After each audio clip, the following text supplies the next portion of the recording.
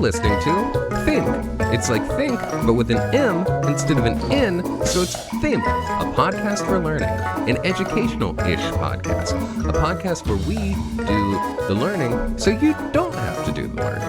I'm your always host, Nicholas Rue, and with me, as usual, is your also host, Paul Vine. Hello, I'm here as well.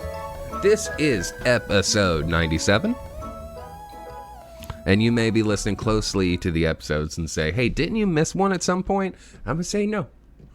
No, was there some labeling inconsistency between what we were saying on the file and what it said in the title? No.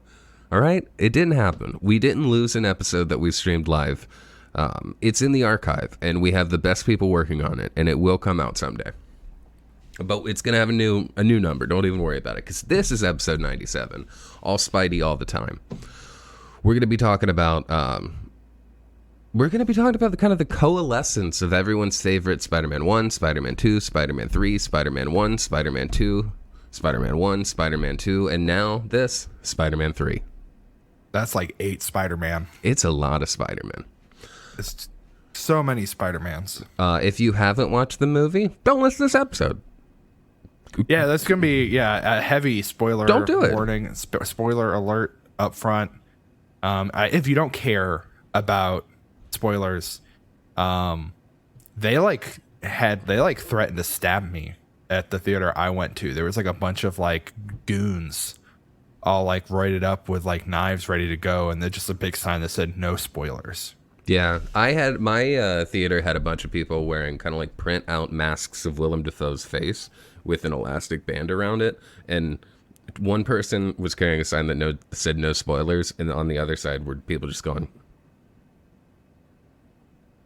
And I asked if it was specific to Spider-Man, and they said yes. So they were cool with me saying like Kingo dies. Yeah.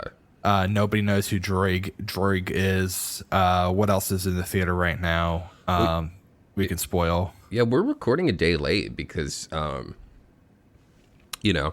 did get stabbed by one of the Willem Dafoes because I just couldn't help myself. I walked into the lobby and I was just like, I can't believe Kraven the Hunter kills Tom Holland Spider-Man.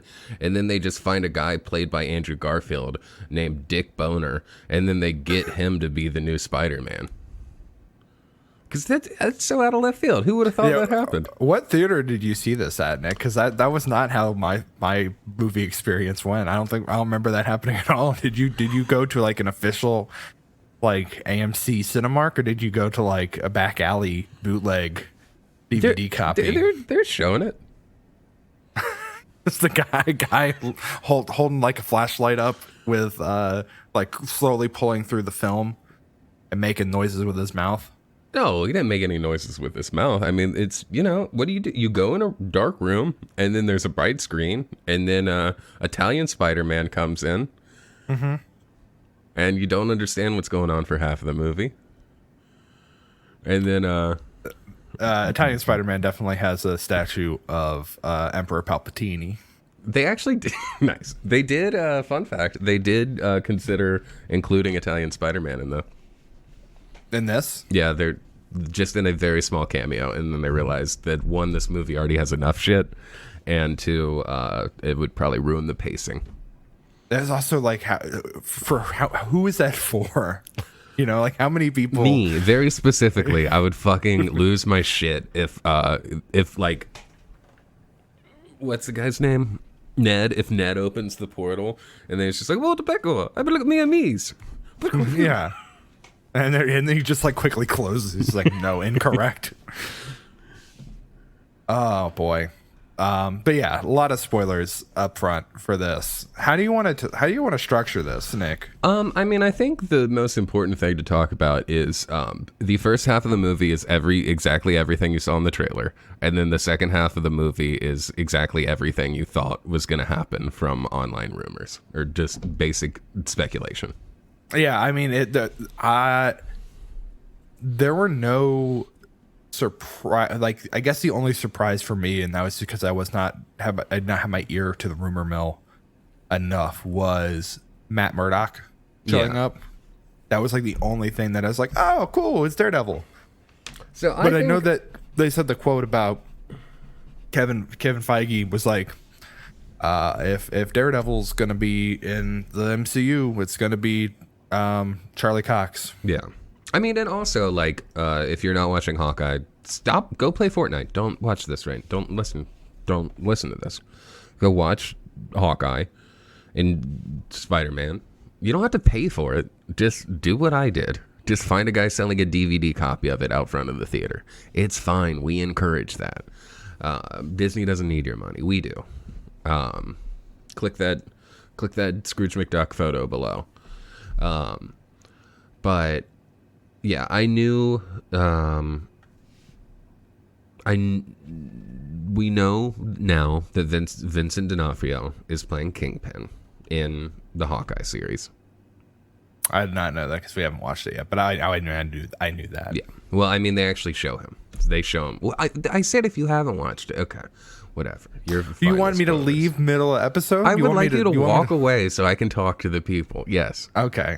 No, you don't care about spoilers. It's fine. Yeah. You know what Rosebud is, right? You've never seen Citizen Kane. No, I would never watch Citizen Kane. It's a sled. I know. Yeah, I know. So Vincent D'Onofrio's back, and he's in they have Kingpin's silhouette over the rest of the logo for the show now. So he's back big time.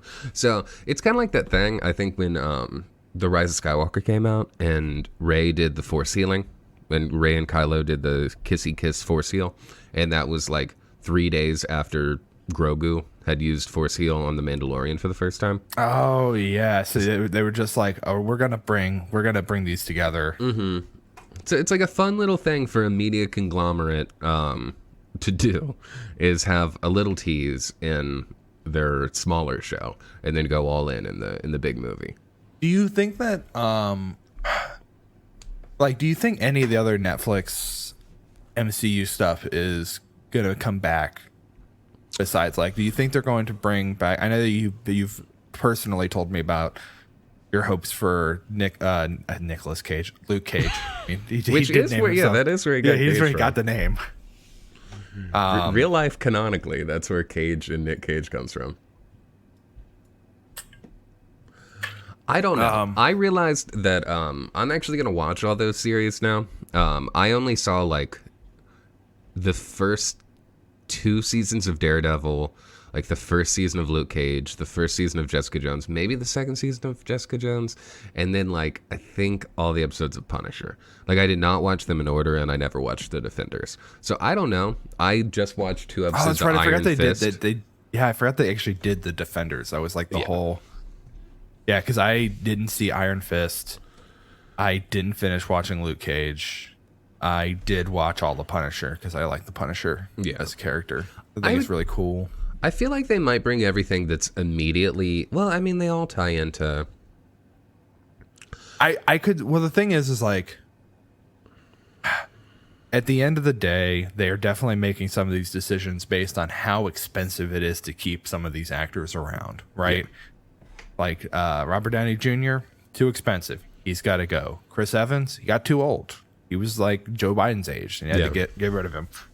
So, that's definitely part of what's driving. Also diversifying. There's all the cynical reads of what they're going to do, but I could see them going back and being like, well, people really like those shows, and Mike Coulter's not doing much other than evil. Mm-hmm. Let's get him in here. What's Kristen Ritter doing? Nobody knows the guy who played Iron Fist. They could just go get some random twink off the street and nobody would notice, because by the time Iron Fist came out, everyone was kind of sick of... It's kind of wild. I felt like people were sick of the Netflix MCU stuff. And then... Yeah. I mean, I think it was a pretty small universe, and then they just had to go into the roots of it, and as they went into the roots of it, it got dumb. So yeah. I don't know. A lot of it's ancient dragon bones, and it goes into a whole thing that didn't really work with the MCU where it was. Would that work better now that we've gone into kind of the magical, mystical side a little further? I feel like they're not going to bring Iron Fist back because they already have Shang-Chi, right? What I could see, yeah, but I don't know if they're going to get Shang-Chi for and this is what I'm expecting. The She-Hulk series, if they like do the kind of run that like you were talking about before, and I assume they're bringing in like, I know they're bringing in fucking Mark Ruffalo in the She-Hulk series. Like they're probably reintroducing Daredevil so he can show up in the She-Hulk series, because they're definitely going to make their own like crossover in the Disney Plus series. But I could see if they're doing like superhero crime, that you just want these like Netflix MCU characters to kind of pad out those stories to be fun. So it'd be nice, I think, to see like Jessica Jones, Iron Fist, Luke Cage just show up in those. I really like the guy, Mike Coulter. Like, he's great, and I thought he was fantastic as Luke. I really liked the Luke Cage series, and I thought Jessica Jones was really good too. Like, Kristen Dunst was great, and it was good casting.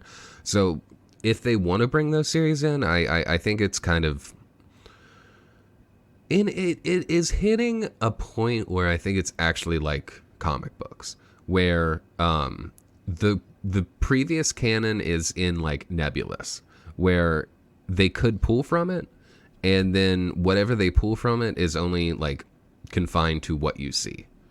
Like, because we saw Charlie Cox's Daredevil, I don't think that means that now like everything in the MC or in everything on the Netflix series is canon. Everything is what happened and exists in that world.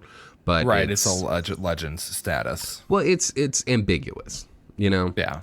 Like, they don't. I guess I think the thing that they, and I guess this is kind of where Spider-Man goes, right? Is like, it feels like, I think people are realizing, and certainly the people who are now working on these stories actively, as much as they're allowed to, be allowed to control those stories, I think are realizing that the grandiosity of the MCU has its limits, right? Like, you can only keep making bigger and bigger fights, like that, and so you have to figure out a way to like scale it down and just still have these stories that connect with people, but don't rely on a million aliens coming in from the sky, which has been like the end fight of most MCU movies before like the last year or so. You know, I feel like it's not until recently that they're like, let's move away from that. And then with this one, where it ends up where he's an unknown, Spider-Man's an unknown again, feels like they're setting up of like, all right, the stakes are back down to like Earth level stakes. And there's still going to be the cosmic stuff, right? Like Doctor Strange. Still haven't seen. My guess is what, next week they'll probably give it a week in theaters, or maybe they won't release that trailer just to drive people to go to see the movie. Yeah, I mean, I think after a week or two, it's going to be pretty much everyone that. Why is it making this noise? Can I not tell you? I want a whole Spider-Man movie where he has to deliver those pizzas for Mr. Aziz.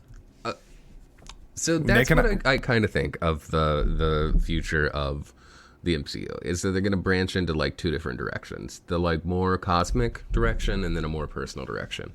Well, that's what they did with the Netflix thing. That was what was so interesting to me about the Netflix shows, was that it was like Daredevil was in Hell's Kitchen, and that is basically it.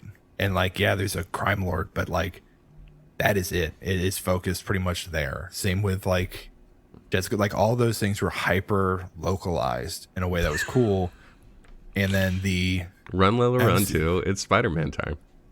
Yeah. Run Spidey Run. But and then like the MCU was just like, I mean, what was going on? Like Guardians of the Galaxy just came out, I think, around the time that a lot of this Netflix shows dropped. So it was just like, if you want to watch dude get like beat up in an alleyway, stay to the Netflix shows. If you want to watch a talking raccoon and a tree man shoot aliens, go to the MCU. And now I think they're realizing like, you've got to have a successful conglomeration of that stuff, you kind of have to mix and match it well. Yeah. But I don't know. The with Disney now having Disney Plus and controlling all this stuff, it feels like the door has been opened in a way that like before with Netflix, it was like, well, here are the series that Netflix got the rights to, but now that Disney's like, we control the streaming platform, you know, we control the horizontal and the vertical, they can kind of do whatever they want. So we're gonna get She-Hulk, we're gonna get what other, they've announced a couple other Disney Plus series, I think, right? Beyond She-Hulk, I don't really know. There's the Hawkeye. Yeah. I don't know. I haven't looked too far ahead. They definitely did do the D12 because they announced a whole bunch of Marvel stuff, but like no Star Wars stuff, right? We have Moon Knight, She-Hulk, Secret Invasion, Miss Marvel, something called Ironheart. Don't know what that is. Ironheart is like young woman Iron Man, if I remember correctly. Okay. And then obviously like Loki, they're gonna continue doing What If. It looks like Echo from Hawkeye is getting a spinoff show. Yeah. Agatha from WandaVision. And I've heard that, and I've heard that the next place we're gonna prominently see Daredevil is in the Echo show. Okay. So I think it'd be really interesting if they wind up doing like Daredevil features heavily in the Echo show, and then Matt Murdock features heavily in She-Hulk, and we have those as separate characters before they actually like focus on that as a cohesive character again. Yeah. It looks like the guy who did Shang-Chi has an untitled show. Really? Yeah, it just says that he's leading a show that will eventually be it's like early development. So my guess is it will be somewhat related, I would imagine, to Shang-Chi, but maybe not. Maybe I guess not. it could go anywhere. Yeah, I don't know. Like, I really, to jump ahead, I didn't think this movie was going to end the way it ended. I definitely thought they were all going to die. Really? I at least thought that the like other Spider-Mans would die. No, I think after the one death we got, they didn't need to double down on just another like, all right, Tobey Maguire says he doesn't want to do this anymore. Well, so yeah, obviously. But like, if you were Andrew Garfield or Tobey Maguire, don't you? I would insist that they leave it open that I can come back in another movie. What is Tobey Maguire even doing? I think I looked this up recently. He's been doing like production. Yeah, I don't think he needs to do anything anymore. You think he's resting on his laurels? It's funny, if you Google him, the first thing you get is just a bunch of photos of him as Spider-Man. First off, he was in The Boss Baby, so it's disgusting that you don't know that. He was in The Boss Baby. Was he in the TV show, or who was he in The Boss Baby? He's adult Timothy Tim Templeton, the narrator. He's the narrator of Boss Baby. Oh my god, yeah, okay, yes, that's correct. Christ. So, I mean, if you narrate Boss Baby, you're fucking getting paid. It looks like he's going to be in a TV show. He's in an upcoming period drama with Brad Pitt and Margot Robbie. He's the executive producer and appears in a supporting role. Oh, he was in The Great Gatsby. That's like the last like big movie it looks like that he was in. Yeah, that was 2013. So, and he was what, Tom? No. Not Tom. Nick. Fuck, Nick. Nick Carraway. Yes. Yeah, he's the narrator of that. Yeah, he's just like they really love his voice. They're like, we don't like looking at him, but we love his voice. I mean, I don't think it's a problem of Tobey Maguire not getting cast in roles. Like, apparently he might be hard to work with. That's one thing, but that's when he was young. But like, he started acting when he was pretty young, and he's led fairly big movies, the Spider-Man franchise, Cider House Rules, The Great Gatsby. I'm sure he's pretty set on money. Nick, I was just reading a Vulture article of an exhausted list of everyone who lied about the Spider-Man No Way Home cast. Mm-hmm. And it's mostly like the first half of it is just Andrew Garfield all the time. Before we get there. Sure. In 2000, okay, Tobey Maguire hosted an episode of Saturday Night Live. I'd like you to guess who the musical act for Tobey Maguire's Saturday Night Live episode was in 2000. Korn. Who? Corn. Corn? No. Cisco. Oh, yeah. Okay. Pretty good. Cool. Very cool. So who lied? Andrew Garfield lied. Andrew Garfield. Well, here's the thing. It's just a bunch of clips of him saying like, yeah, they did not call me or they've not talked to me. One of these quotes, though, I'm just going to read this. This is a quote from Vulture.com's article. For BuzzFeed's Thirst Tweets segment, did not need to know that existed. Andrew Garfield reads a message from a fan. Does that ruin your sensibilities? Well, here's where we go. Garfield reads a message from a fan who says their, quote, bussy is shaking at the thought of the 3 Spider-Man actors appearing in a movie together. Mm-hmm. He responded, I'm afraid it may be shaking in vain. Which is, okay, again, wild to me that, like, that is the guy who showed up at everybody in my... Pussy exploded. Yeah, the people in my theater lost their shit when Andrew Garfield showed up. Yeah. People lost, obviously, if you're watching, if you're listening to this, go see Spider-Man. That's the last time I'm going to say it. Just sneak into it after you see another movie. People lost their shit when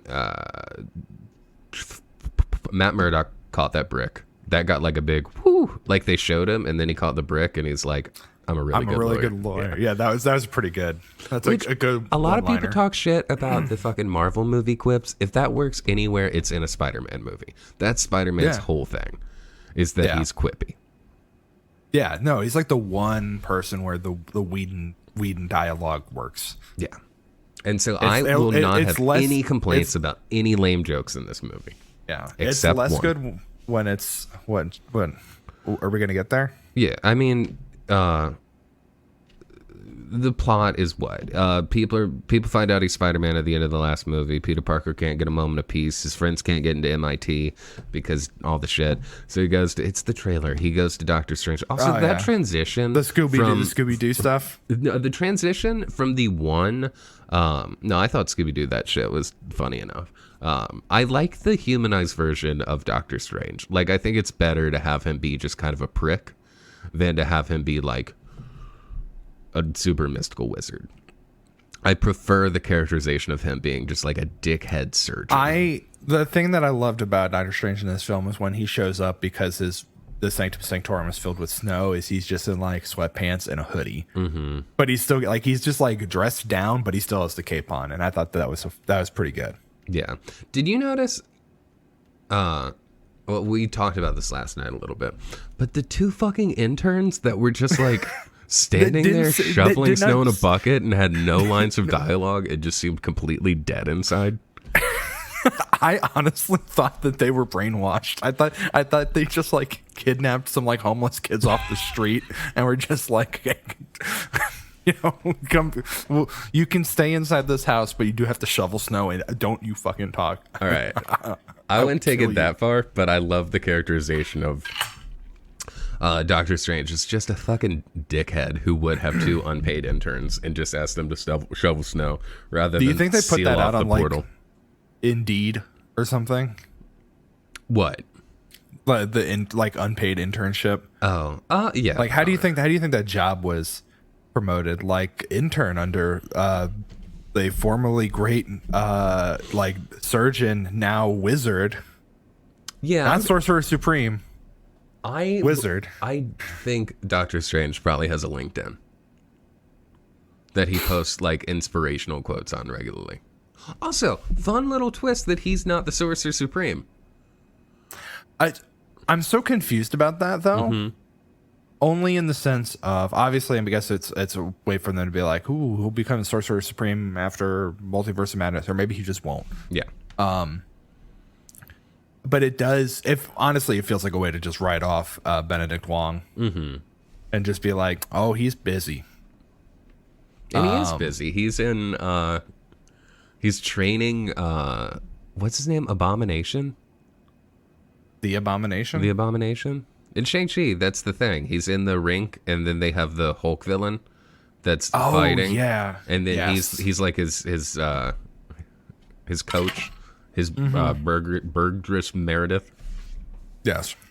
He's telling the Abomination to eat lightning and shit thunder. Just making him chase a chicken around like a yard.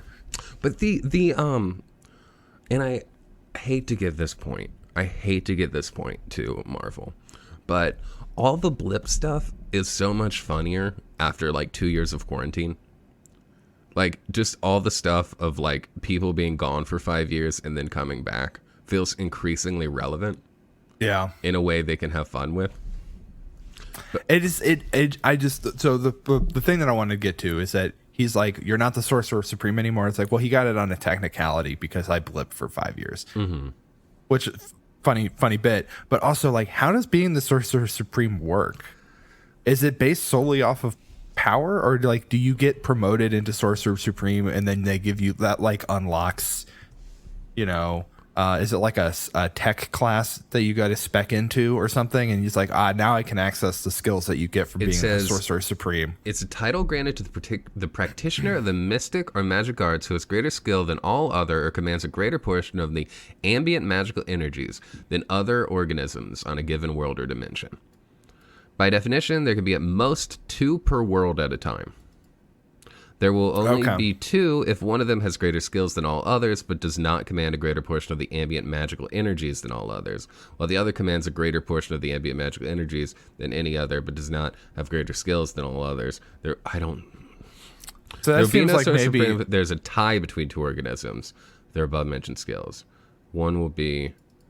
So maybe he just blipped out, and then... Wong was the one who had the most at that time, and he's like, it's like that Randy Newman song where Randy Newman talks about hanging out with Bruce Springsteen, and Bruce Springsteen says, Ran, I'm tired.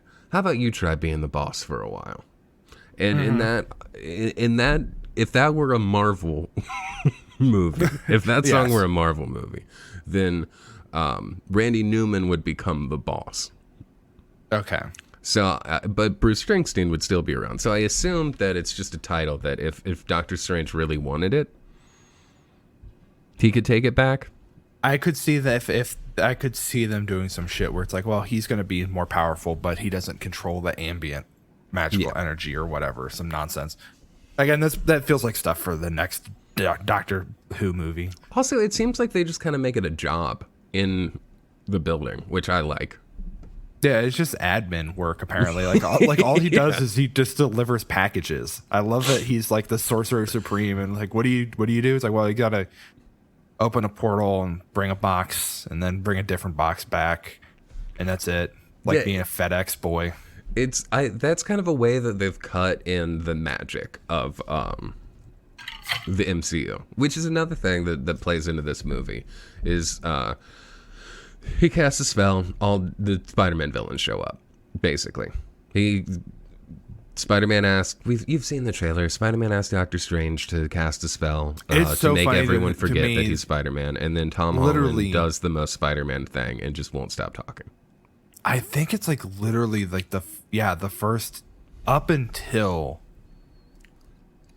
the bridge scene, there's no new information there that was not portrayed in the trailer. In the trailers, like it's all there. Also, it's just very funny that like what in that article about people lying, they do have a quote from Alfred Molina back in like April where he's like, yeah, they told people not to talk about it, but I'm in the fucking movie. Like, who cares? Which I love. Did you see the interview? They had an interview with Willem Dafoe, Alfred Molina, and Jamie Foxx, where they were talking about being cast in the movie and why did you come back? And Willem Dafoe's like, it's a good script, and they came to me, and I really liked working on the first one, and there were certain things I wish I could have done differently. And Sam Raimi's great, but he really gave me, but they really gave me an opportunity to kind of do some things I didn't get to do or was hoping we'd eventually get to do with the first series, and then. It goes to Alfred Molina, and they're like, why did you take this? And he's like, oh, well, the paycheck. Yeah. He's like, no, I'm just kidding. The script was good. But yeah, he seems to have more of a don't give a shit attitude that I appreciate. That is, it's nice to see in someone who is not really a comic book actor guy. He was great in The Man Who Knew Too Little. He's a great actor. I just feel like he's probably of the Scorsese opinion that these movies are like theme park rides. Which, and I was thinking about it. I think I may have said this before, but I was really trying to like boil down the idea. And I think it's why I don't have as much of an issue, like with the shortcomings of Marvel movies, is that it does for me feel like they're episodes of a big budget TV show. Like, I think they're getting back to kind of that classical idea of what is a serial, where a serial used to be like a Flash Gordon episode you'd go see in the theater. Yeah. And it's what like Star Wars was trying to emulate. Yeah, but they're expensive and they're like increasingly long. They should be shorter, I think. If they want to do that, like the shortest of these movies cannot be 2.5 hours long. Well, so one thing that I think especially made me like this movie is that I watched The Amazing Spider-Man 2 like 30 minutes before I left for the theater to go see this one. Because I'd never seen that one before. I saw the first one, and I like the first one. The second one does suck. And it's paced so poorly that I was like incredibly impressed with how well paced this movie was in contrast for really doing so much.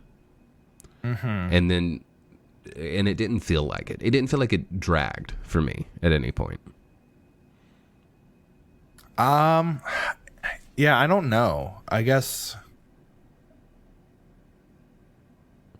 the one thing that dragged for me is the mirror dimension scene. Oh yeah, that whole fight scene between Peter and Doctor Strange there is probably the one thing that I was just like, this film didn't need this. Yeah, so basically... I know that they did it because they were like, ooh, it's cool, look at it. It's well, and Inception. also they were like, we got to Remember Inception? Yeah, remember Inception? We could do that too. And then they're like, well, we got to get rid of... nice. We got to get rid of Doctor Strange. Yeah. And so the way that they... there we go. It's delivery time. The way... Anyway, they cast a spell, Spider-Man fucks it up, and then it was very funny that they blow the spell, and Doctor Strange is like, all right, I gotta contain it. I got it in this little orb. I'm sorry. Like a hexagram. Yeah, he's like, I'm sorry, Peter, that we couldn't do this. You talk too much. But I'm sorry your friends can't get into MIT, and they wouldn't listen to you. And then, and then he's like, I could just call him and ask him to reconsider. Dr. Strange is like, yes. You didn't try that? He was so, and then it just cuts to him slamming the door on him. That's good. And then also, that feels like a very, that feels like a very like millennial Gen Z versus boomer or Gen Xer kind of moment where it's just like, I liked it because it is very much in character for Peter Parker, like that, like the Tom Holland Peter Parker, to just be like, they sent a piece of paper, I thought that was it. No, I mean, I get that. I've been there too, where it's just like, they said there was nothing they could do. Like, what am I supposed to? Am I supposed to argue with them? No, that seems mean. Rude. No, you can argue with them. It's fine. Most people will budge if you just argue a little. But then I don't even remember how he chases down the lady, and then Doc Ock shows up, and then and the Green Goblin shows up, and wait. The turn of Flash Thompson, who I like the portrayal of Flash Thompson in these movies. I forgot about Flash as a person, honestly, because I didn't revisit Homecoming or Far From Home before this. Yeah, so in like the other movies, Flash Thompson's like a physical, like a kick your ass bully. I think he's played by the fucking son from The Leftovers in The Amazing Spider-Man, and then that's okay. And then he's played by he's the guy who should be playing Kraven the Hunter, but Joe Manganiello. No, what's his name? He's married to Sofia Vergara. Manganiello is the one from Joe Amazing Manganiello. Spider-Man. And have you heard his story about how the crew, like some grips, offered him like $100 to punch Tobey Maguire for real when they were shooting that scene in the first Spider-Man movie? No, I did not know that. I think apparently when Tobey Maguire was young, I hope he's better now, but he was just a huge fucking asshole. He was part of the Pussy Posse. Yeah. Yeah. And they were all shitheads. And so he was being a shithead to the crew, and they offered Joey M here, money to actually punch him in the scene where he was supposed to punch him. And he's like, I turned it down. I would never work again if I actually broke Tobey Maguire's nose on set. But oh man, that rocked. Yeah, so he goes to Flash Thompson. I saw a TikTok where someone was like, I hate this Flash Thompson because there's no way that he's ever going to turn into Agent Venom, which is like one of those early 90s stupid comic book characters. I was just looking at the photo of it's Anti-Venom, Agent Anti-Venom. Yeah, Well, I think he's Agent Venom, and then he later becomes Agent Anti-Venom. He sucks. Yeah, look up. Don't even fucking worry about it. Anyway, I like that he's a bully. It's very funny that when it comes out that Peter Parker's Spider-Man, he tries to sell a book about being his best friend, and that book is called Flashpoint. Yeah, which like the Flash, like the DC, which is coming out, right? They're working on that. That's like the next big DC release. I think it's the plot of the Flash movie, which is sometime next year, I think. Yeah, that was a fun nod. But then Flash tells him to meet the lady. Doc Ock shows up. Green Goblin shows up. And then Doctor Strange puts him and teleports him to the downstairs prison where Doc Ock is in a magic prison, and then reconfigures his gauntlet to shoot webs that teleport people to Mystic Prison.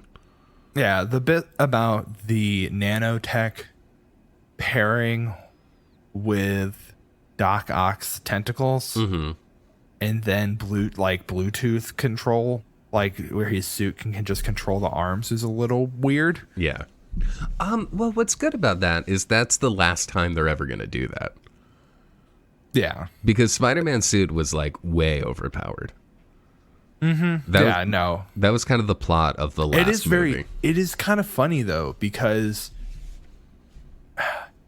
there are 3 shots, I believe, of them showing nanosuit offline, arm restraints active. Yeah. Like I know. There are at least 3 shots of that. And at some point you think there's going to be a turn there or payoff. It's not. No. Well, I thought that was like a red herring. I actually like that they built that up as a red herring. Because Doc Ock's like super aggressive.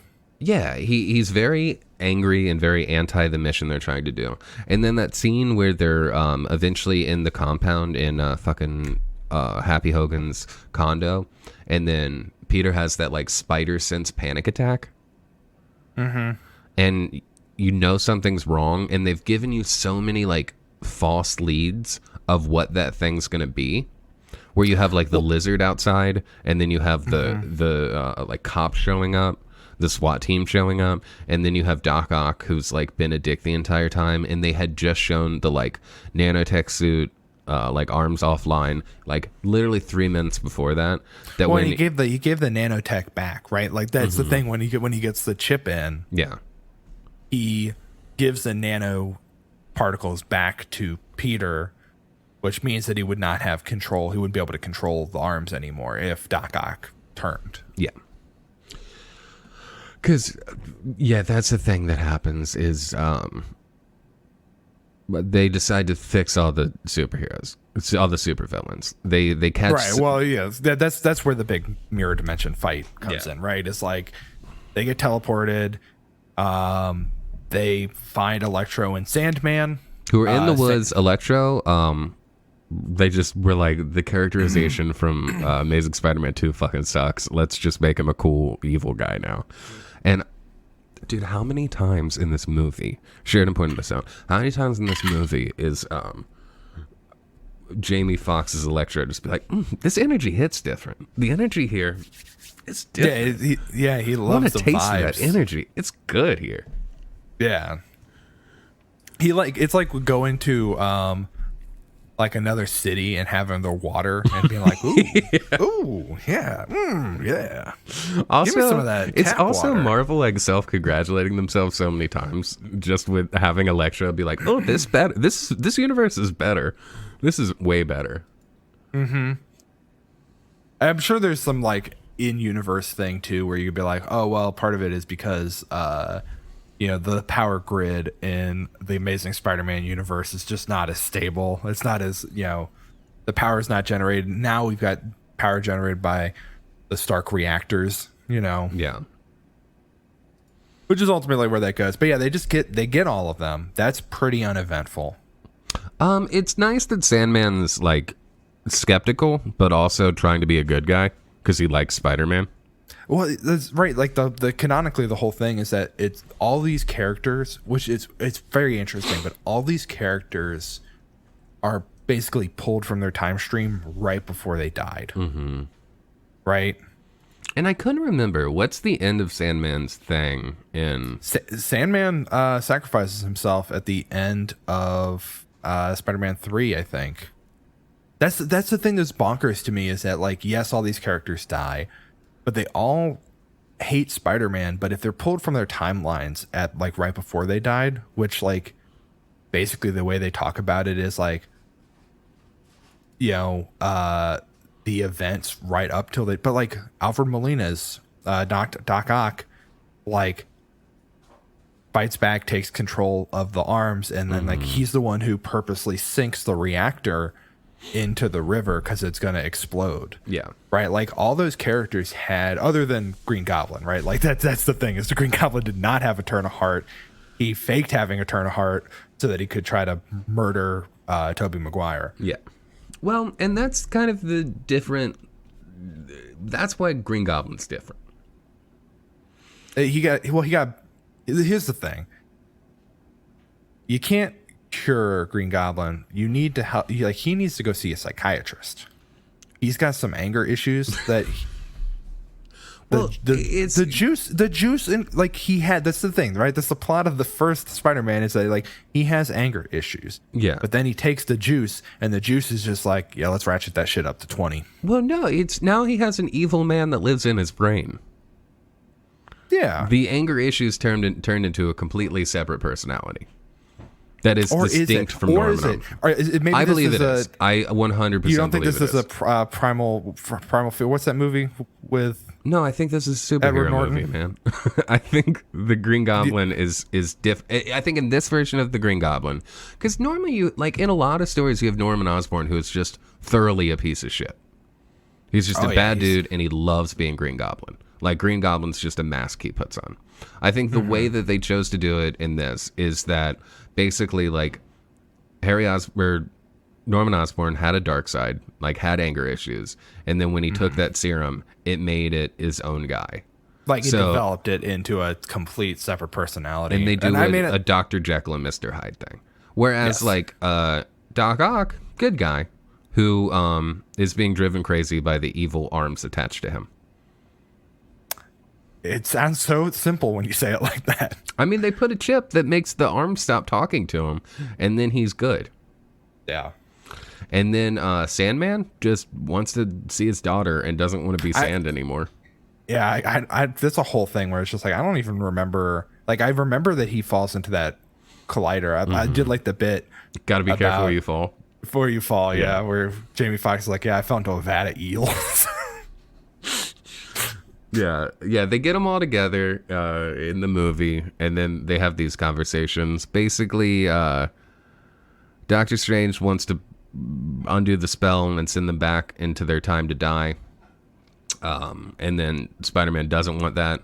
So then him and Spider-Man fight. They go to the mirror dimension. Spider-Man uses math over magic to trap him in the mirror dimension. They get out, and then they decide to save these people. Meanwhile, Harry Osborn has smashed the Green Goblin mask, is trying to put Norman Osborn has smashed the Goblin mask, is trying to leave his dark side behind, and then goes to Feast, where Aunt May works, and is now wearing a purple hoodie and green like herringbone jacket, and wants help. So then they decide to take all the villains to Happy's Sanctorum. condo. Oh, well, they meet up there. Yes, they go back to Happy's condo where they've been hiding because everybody knows that Peter is Spider-Man. Mm-hmm. And this place has mad security. And then that's when they try and cure everybody using science. So for who they got Doc Ock. They make a chip for him that makes his the evil arms stop talking to his brain. And he's like, oh, it's so quiet now. And then he gives the nanotech back. It feels you didn't play Forgotten City, did you? No. What's that? It's a video game, but I assumed it's a video game, but what kind of... I don't want to get into it because there's like spoilers for that game, which I think is a fun game you should play. But I'll play it. We'll talk about Doc Ock having the thing where he's just like, oh yeah, now that I don't have the voices in my head, I'm fine. I'm a normal guy. It feels very much like the lion, the pulling the thorn out of the paw of the lion. The lion's just like, cool, I'm chill now. And it's just like, are you? I mean, he was chill. Yeah, he was cool. And then he's like, I'm fucking with some experimental AI. I hope it doesn't fuck with my brain. Good thing I have a very breakable chip right behind my neck to control it. It's not breakable. Like, I think it gets fried in the movie, right? Being fried is a form of being broken. Okay. Sure. Anyway, they fix it. He's cool. Lizard's hiding out in the truck because Lizard wants to turn everyone into lizards. I love that they made the plot of Amazing Spider-Man sound so stupid. And then when the dialogue where they make Electro look like Jamie Foxx, and they're like, why do you have a makeover now? And he's like, I don't know, man, don't question it. And he's like, and Lizard's like, I could give you a real makeover. And then everyone in unison is like, you're talking about turning him into a lizard, aren't you? And he's like, yes, you could be a lizard. That's great. Yeah. I do love that, like, classic, like, it feels like a callback to, like, you could cure cancer. And he's like, well, I don't want to cure cancer. I want to turn people into dinosaurs. It's like, why just cure cancer when you could be a lizard? Have you considered lizard? And Lizard seems so disappointed when he's defeated at the end, and he just turns back into some dude. I thought that was Sting. I don't know who that is, and they clearly don't care. It's one of those things where it's like, did they even get the actor that played the lizard? They got all the actors back because they did not focus on him at all. You don't see him. You see him turn back, and then you see him for like 5 seconds. He's the guy that's in the Amazing Spider-Man. It's the same guy. He's Rice Ithans. Oh yeah. He's been in a ton of stuff. He's Mycroft Holmes in Elementary, which is a show I know you like. Yeah, he's the he's the football kicker from The Replacements. Yeah, he's in a lot of stuff. So he shows up and down. Yeah, I did not realize that was okay. That's him. But I like that they made him like one of the more campy villains of just, he loved being a lizard, and he's a little upset that he's not a lizard. Yeah, he's just sad. Well, and that's the thing that was really interesting is like, okay, Electro seemed on the edge. Sandman really did seem like that's the thing I was a little frustrated with is how quickly. Okay, I liked it. So you missed the thing with Electro is that he was basically a loser that no one cared about, and then he got power. So he just liked having power. Like, he's classic on a power trip. Like, he feels without his powers like he's fucking nobody. So... yeah, and I think that came across in this film alone. But like Sandman is like, I just want to see my daughter. Yeah, and it's just like, cool. We're gonna make you not sand anymore and send you back, and you can go meet your daughter. And so when he decides like, fuck it, yeah, let's be gods in this new world, right? Because that was Norman Osborn's pitch when the heel turn happens. That's one of those things. Sandman's like a MAGA dude. Like, Sandman's just like an average, like, normal guy who, if he probably not the sharpest tool in the shed, fell into a collider. He's just your average, and he doesn't trust people. He's skeptical of the establishment. They put the chip in Doc Ock, and everyone thought he died for a minute. Like, he has Electro has the fucking power suck on his chest and seems like he's in pain. I just feel like they build up his character as not trusting anyone, and I feel like he's just like your average fucking, like, you know, I don't know, man. You got to look into this Q stuff. Like, he's reposting, like, Facebook conspiracy theories. And I feel like you make him a pitch about being a new god, he'll consider it. I guess so. It just seems like for somebody who's just like, yeah, I just want to go back and see my daughter, to just be like, actually, what if I didn't go back? What if I just became a god in this new world? It feels like that was like a very quick turn for him. Because I think that's the thing that I really enjoy about Spider-Man villains overall, is that they feel very human for the most part. Like it does, like Doc Ock is with just a person who's like, yeah, I wanted to make a good nuclear reactor. Yeah. And then the arms drove him crazy. Right. And like Sandman is a guy who did murder Uncle Ben. Because they retconned that. But he didn't mean to. Did he not mean to? No, he was gonna mug him. Bumped. But then the other guy showed up and scared him, and then he pulled the trigger. Yeah, he pulled the trigger. And he felt really bad about it. Also, I didn't fucking realize this. Flash Thompson is the main guy from Grand Budapest Hotel. Yes. He's Zero when he's young. I forgot that was the fucking dude. He's great. But yeah, like I don't know. Like I feels like it's a thing that I enjoy about the Spider-Man villains, is that they felt human, or they feel human, and like have very human motivations for the most part. Except for the Lizard, I guess. The Lizard's just like, he has lizard motivations. Yeah, he's got that lizard brain. He's tapped into that lizard brain hard. Now, I get what you're saying about Sandman. I think they saw that as, because initially, like, Sandman helps him out, and then he's just like, I don't know who you are. And I think at that point, he's like, I don't know if I could trust you. Yeah. Like, I don't, you're not my Spider-Man. I did trust you, but this shit seems to not be working out.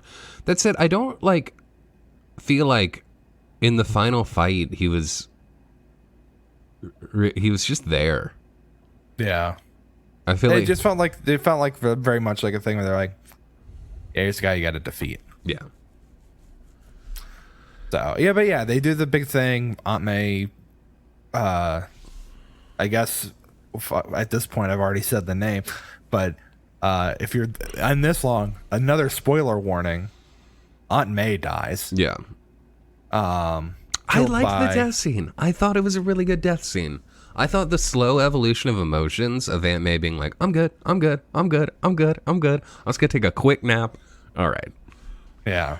And then Tom, like, we've gotten the Uncle Ben scene so many times. And like I said, one of the main we talked about yesterday, one of the main criticisms I've heard of the new, like, MCU Spider-Man movies is that Spider-Man is he has Tony Stark as his Uncle Ben, which robs him of, like, because Tony Stark was like a guy he just met, like, it robs him of kind of, you know, losing his father figure, which Tony Stark is. So what's interesting about this is that based on when the other ones show up and say the great power comes great responsibility line that Aunt May delivers.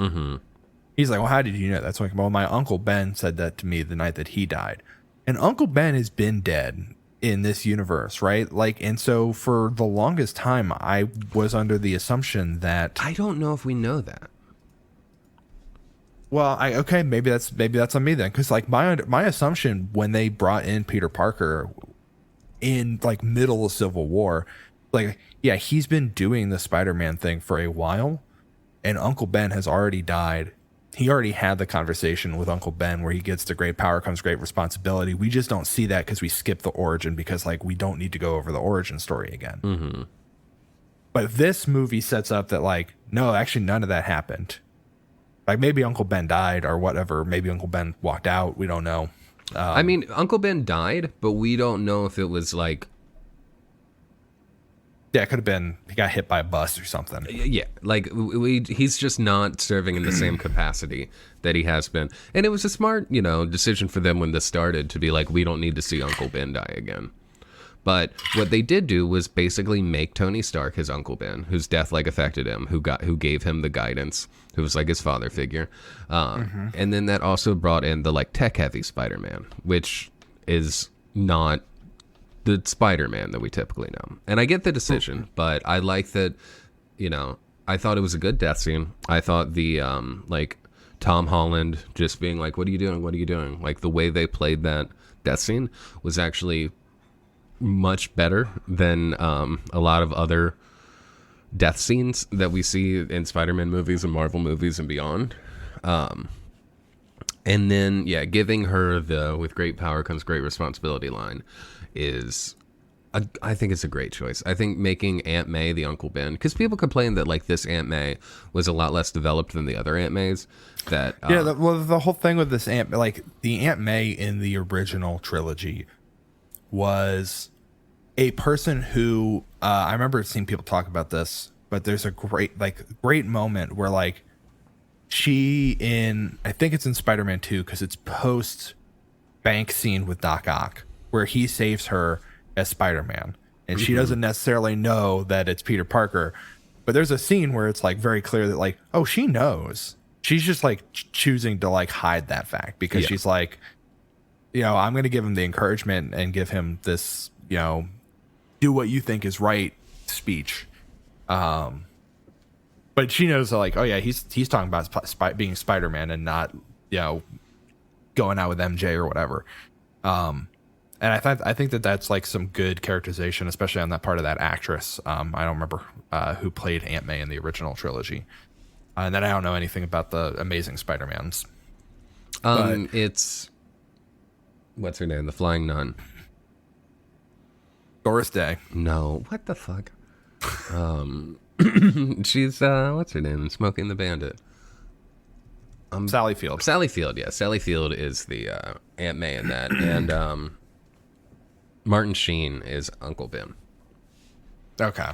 But like the thing about the Amazing Spider-Man is it spends a lot of time talking about how Peter's parents were scientists, or his dad was a scientist working with Kurt Connors, developing like mutant technology from animals, like mutated animals, to do medical purposes or whatever. The second one's like so much about like finding an abandoned subway station where his dad was doing scientific work and they had to flee because Norman Osborn was like saying that they were stealing his secrets. Cool. It's too much that. Like the reason the second one really sucks is they spend so much fucking time on that. So, yes, the scene is good. It's impactful. He disappears, and then we bring in the other Spider-Man. That's the thing that like Rosemary Harris. That's the name of yes, Rosemary Harris. But I guess it was nice to see that because like Aunt May in these Spider-Man films, her whole thing is just like, oh, it's Marissa Tomei and she's hot now. Mm-hmm. Right. And like she and Happy Hogan are going to fuck. Well, they break up in this one. Right. Well, yes, but that was like the entire characterization of her is this like hot Aunt May. Yeah. I think the best thing they can do if they weren't going to do a good job with her character is turn her into the Uncle Ben, because Uncle Ben's typically a very flat character, and Aunt May gets more development. So this time they just kind of flip that, and maybe Uncle Ben will come back and he's not dead, and then he'll be the guidance. I'm just kidding. I don't think that's going to happen. What if his Uncle Ben was, here's how we bring all the evil cast in. What if his Uncle Ben is Benjamin Linus? Woo. And it's Michael Emerson replaying. I hate that. I hate Ben that. Let's get him in there. We talked about this is halfway through the movie. It's the big emotional beat. Fuck it, they try and cure the guys, and then Green Goblin. That's the thing. He has the panic attack, right? Peter Parker has that panic attack where like it's zooming in and out, it's blurry, he tries to figure it out. They've teased like lizards outside. He seems the cops roll up with their guns out, and he's like, it's finally happening. And then Peter's like, what the fuck is going on? And then finally shoots Webb. And what? J. Jonah Jameson is there. Yeah, J. Jonah Jameson's there. He shoots Webb and then stops the serum. Shoots Green Goblin, Norman Osborn's hand against the wall with the serum, which they were making the serum to get rid of the Green Goblin part of his personality. That was the thing, but also he was the one leading it, and so my thought there, but they still use it. No, they make their own later. No, but they use it. They use it in that scene, and it doesn't do anything. Yeah, yeah. That's the thing. That's what I was confused because like. Well, no, I think no. I think what happened was that he actually made it to get rid of the Norman Osborn part of his personality. Okay, so you think that Norman, like at that point where they're like, "Oh, it didn't do anything," that Norman is gone. Yeah, because we never see Norman the rest. Like he's just end. Full evil when he shows up again. He doesn't seem conflicted about it, and he seems arguably more evil from that time on. Okay. So that's what I think. I think he backwards configured it to actually get rid of the Norman Osborn That's part what of his I assumed personality. that it was going to be doing, especially like I don't know. I didn't see the Green Goblin twist there as being much of a twist. I know they set it up, but like it's these movies are not subtle about their stuff sometimes. You gotta suspend disbelief. It's a yeah. I mean, when you are aware of the Spider-Man mythology and aware of kind of how the beats of comic books and comic book movies go, you're there for the ride. Like, you're not there to be surprised. It's fun to see how they decide to like interpret different lore from the comics. And it's fun to see the twists they go along for the story. So that one is as much as Paul, I'm so glad that you could see through their sneaky little devices and know exactly that's what was going to happen. The beat of it is a twist. Yes.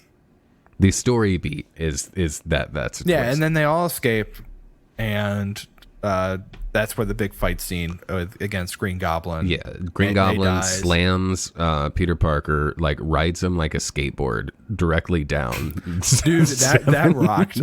Here's the thing. I will say, like I just watched The Matrix again earlier, and that film has incredible action. Like the fight scene, the fight choreography in that film is amazing. It's the one thing that I find lacking in like the MCU movies overall is that like whenever Spider-Man jumps in the MCU Spider-Man movies, there's no weight to it. Yeah. Like it just like in a way that like the original Spider-Man trilogy, I feel like looks more realistic, quote unquote. Which is a minor, you just got to take it as for what it is. But that scene did rock where he suplexes Spider-Man and then like knee drops him down like 7 flights. Yeah. Or Well, whatever, also like a big thing to consider, right, is for the Matrix, they trained for like 2 fucking years and like built special apparatuses for it. Like they put their body into fucking like conditioning for that. Yeah. I'm saying Tom Holland should have to do the same thing. He has especially if he's gonna abs, play. and that's good enough for an MCU movie, you know? That's all they want. They just They Well, yeah, just give 'cause, you them like, steroids. whenever- That's what they did to Kumail. That's all they need to do. They didn't tell him that. It's sad. He doesn't know they gave him steroids. He thinks he actually did that. It's the saddest thing. But yeah, I don't. The Matrix is. Yeah, it's not fair to compare the fighting in any movie to the Matrix, which is like goes out of its way to be one of the best like hand-on-hand combat movies out of mainstream Hollywood. Yeah, no, I'm not saying it has to be. I'm just saying like that was the thing that I noted. Like, Yeah. almost immediately, it's just like if I'm going to have a complaint about this film, it's going to be a complaint that can be applied to pretty much all of them. I guess even like Shang-Chi is maybe the only one that is slightly better, but even then it kind of suffers from, I mean, really what it is the MCU does not ever want to do the thing that martial arts movies does, which is like rely more on like bar shots, right? Like like you get like a distant shot so you can see all the action as it is happening. And granted, that's because these are people who can actually do that stuff. Mm-hmm. And so it is like look at a Jackie Chan film, right? The way that it is shot is like you're at a distance so you can see Jackie Chan do all the insane stuff that he does with chairs and his body and everything. Yeah. But the way that Western fight choreography is done is like way more focused on doing close-ups and like quick edits to emphasize action in a way that I don't know, it's always distracting. It's always the thing. Well, you know why that is, right? Because half of these actors don't know how to fight. You have that's a skill you have to learn and practice for years. And also, like, when you're actually doing that, I think it's more risky. So they have to get for sure. Way better insurance for the actors, and some actors are unwilling to do that. One thing in this is that Willem Dafoe said he did want to do all of his own stunts. Do you think he actually did knee drop Tom Holland, or like a Tom Holland stand-in? I think he did. I think they got him to like knee drop. Do you think Tom they Holland's just straight up double. killed this? You think they straight up just killed a stunt performer? I think they had him and a stunt double in a harness going through floors, and I think he had a good time.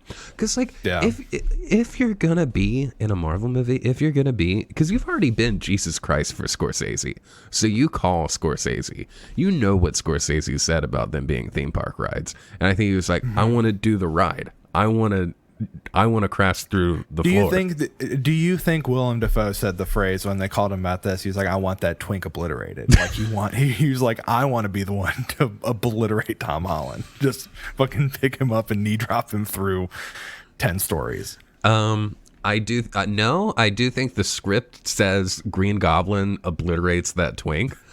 Okay. And they interpreted that as they did. So at this point, May's dead. All the villains are loose, and we don't see what they do. That's the thing that's also a little frustrating. Well, to me. part of the reason we don't see what they do is because Sandman just disperses into like a veil of dust to cover up what's going on. Yeah, but I mean, like, we don't see what they do overall. Like, there's no focus, and maybe this is to the benefit, but there's no focus on like, okay, 6 superpowered. Well, Alfred Molina just leaves. Mm-hmm. Like, he's just like, he's good now, but he just runs away. But all the other people are like, you would think there's some like chaos is taking over the city, and like, you don't really even get any of that. You get J. Jonah Jameson saying like, there you have it, folks, Spider-Man is back at it again, or whatever. Mm-hmm. But that's it. You don't get like chaos in the streets. I kind of assume they're just going around looking at stuff.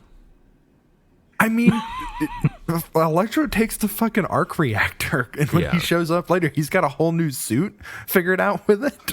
So, like, clearly he did some stuff, and I assume getting the materials for that required some level of crime. Mm-hmm. Well, maybe he's just hitting up warehouses, you know? Maybe. I don't know. He just hit up like the Valley Thrift. That is something that they didn't cover in the movie because they decided to cover the thing that we actually all want to talk about. That's right. But Filipino grandmother. Let's take a quick break before we get into the Filipino grandmother. What they lied about, what they said we wouldn't get. They told us there would be no Filipino grandmothers in the MCU and this Spider-Man movie, and yet she was there. We'll cover it after the break. Okay. Do you want to do an ad? I could just throw it to a screen and you can do an. You just want you want to riff a little ad? No. Do a little ad riff? I would like to take a break. Okay, we'll take a break. All right, we'll be right back with no ad, except maybe in the actual podcast version. Read your own ad. Make up your own ad for thing. Yeah, spend this downtime. Spend this 5 minutes. Cut your own ad and send it to us. You can advertise whatever you want. Whatever you want. It could be your own thing. It could be somebody illegal. else's thing. We don't care. We're not the cops. It's we will say that the ad located here is not the stated opinions or beliefs of Think the Podcast. That's true. All right. We're throwing to a break. We'll be right back.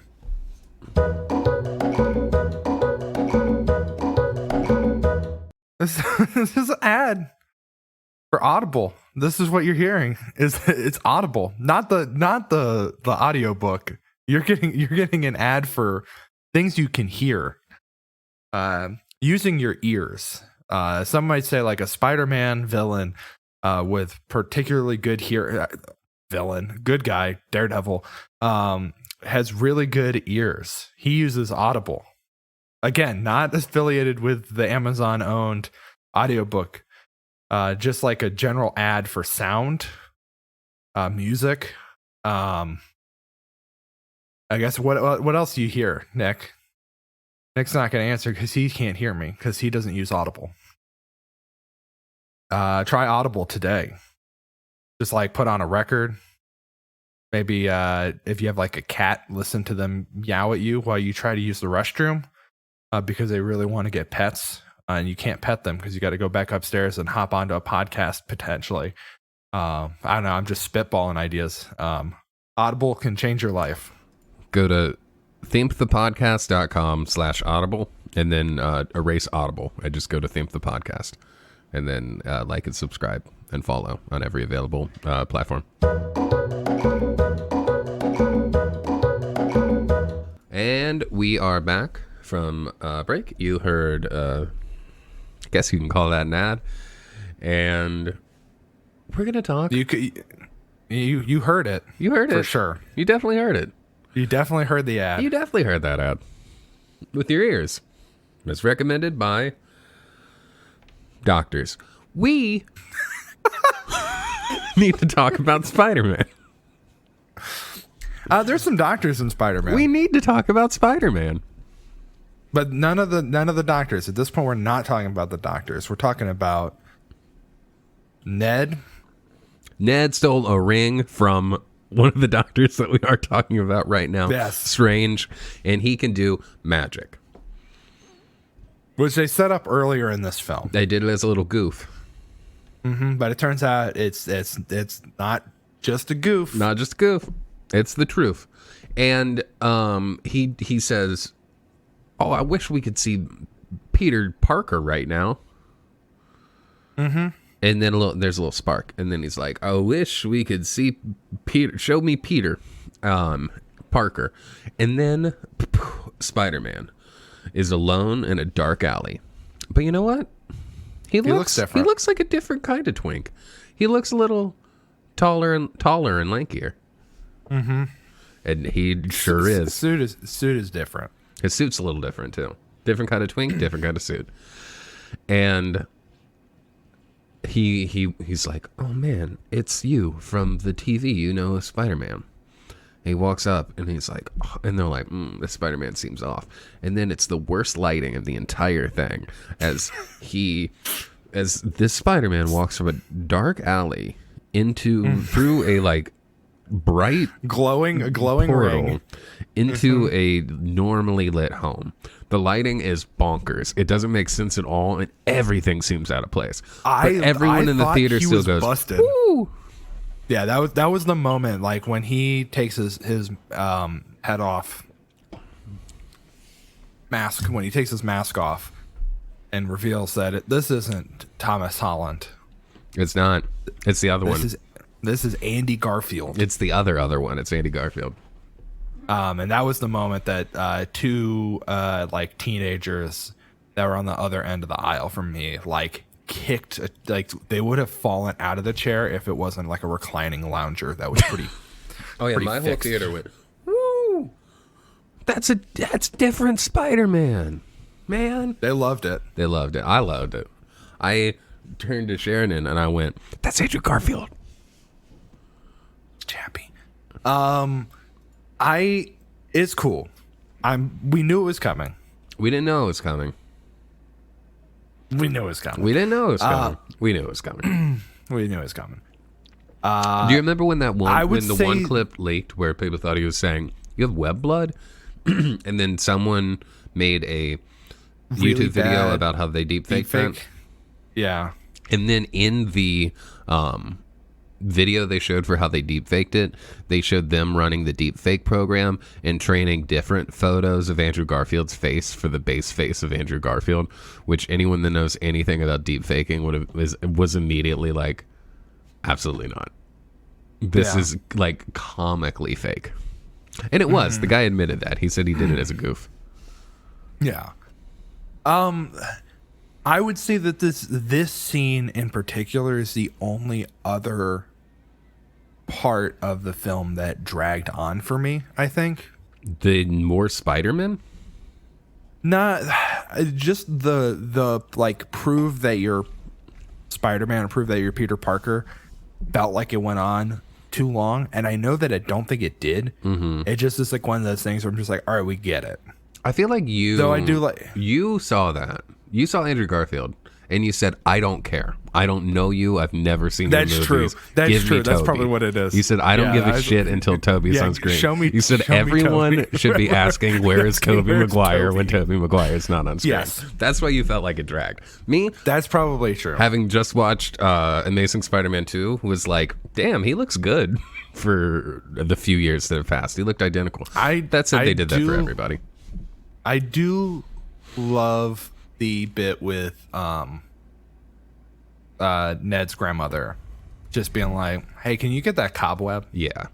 I thought it was funny that can you prove you're Spider-Man, and he takes off the mask and then he's not Tom Holland, and they're like, you look different, and then he's like, prove you're Spider-Man, and he jumps up and does the thing, and they're like, crawl around a little, and he's like, crawl around a little, and then and then the grandmother's like, can you get the cobweb in the corner, and he's like, absolutely, ma'am.